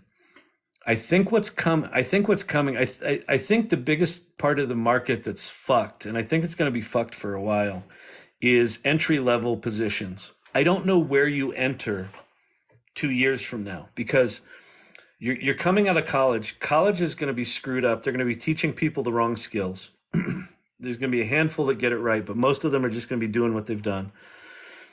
So colleges or students are going to come out of college with the skills that are not applicable. The bottom 20 or 30% of the most repetitive, kind of low-level parts of the work for any company, where the entry-level people normally come in and they do kind of the shit work, like go sort this shit in the spreadsheet and go clean up my data and go, get me a coffee, right? Whatever. All that low-level stuff is all going to be automated out. And then what happens is, like, who I would want in a new organization is someone who's like been in the workforce for 20 or 30 or 40 or 50 years that also knows how to use these tools, right? I don't want someone coming in going, gee, I'd like to learn AI. I want someone who's curious about it, who's got ambition like a young person, but has world experience, because I want them to be able to use these tools. And when these tools generate a pile of content or whatever it is, results, people with more work experience are going to be able to very quickly curate that content and go, that's good, that's not good, this is brilliant, let's tighten that up, let's put it together. The machines are going to do it.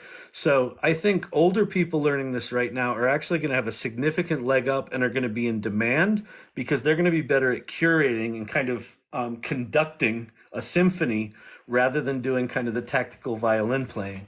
So yeah, kudos for learning this stuff in your 70s. I am nearly in my 60s. Or what are you, 60, 69 going on 70? All right, I think we're at the bottom here. We're at the bottom of the comments. We made it through. Thank you all for being here. I think I will enjoy the image creation. I've always struggled to create what I can see in my mind. So this is Gossamer Prince. Dude, I'm telling you, if I'm the same way. Like, I'm okay at design. Like, I've got a good eye for layout and design, but I'm not a great designer, and I'm a horrible illustrator. And Midjourney for me is like fucking magic.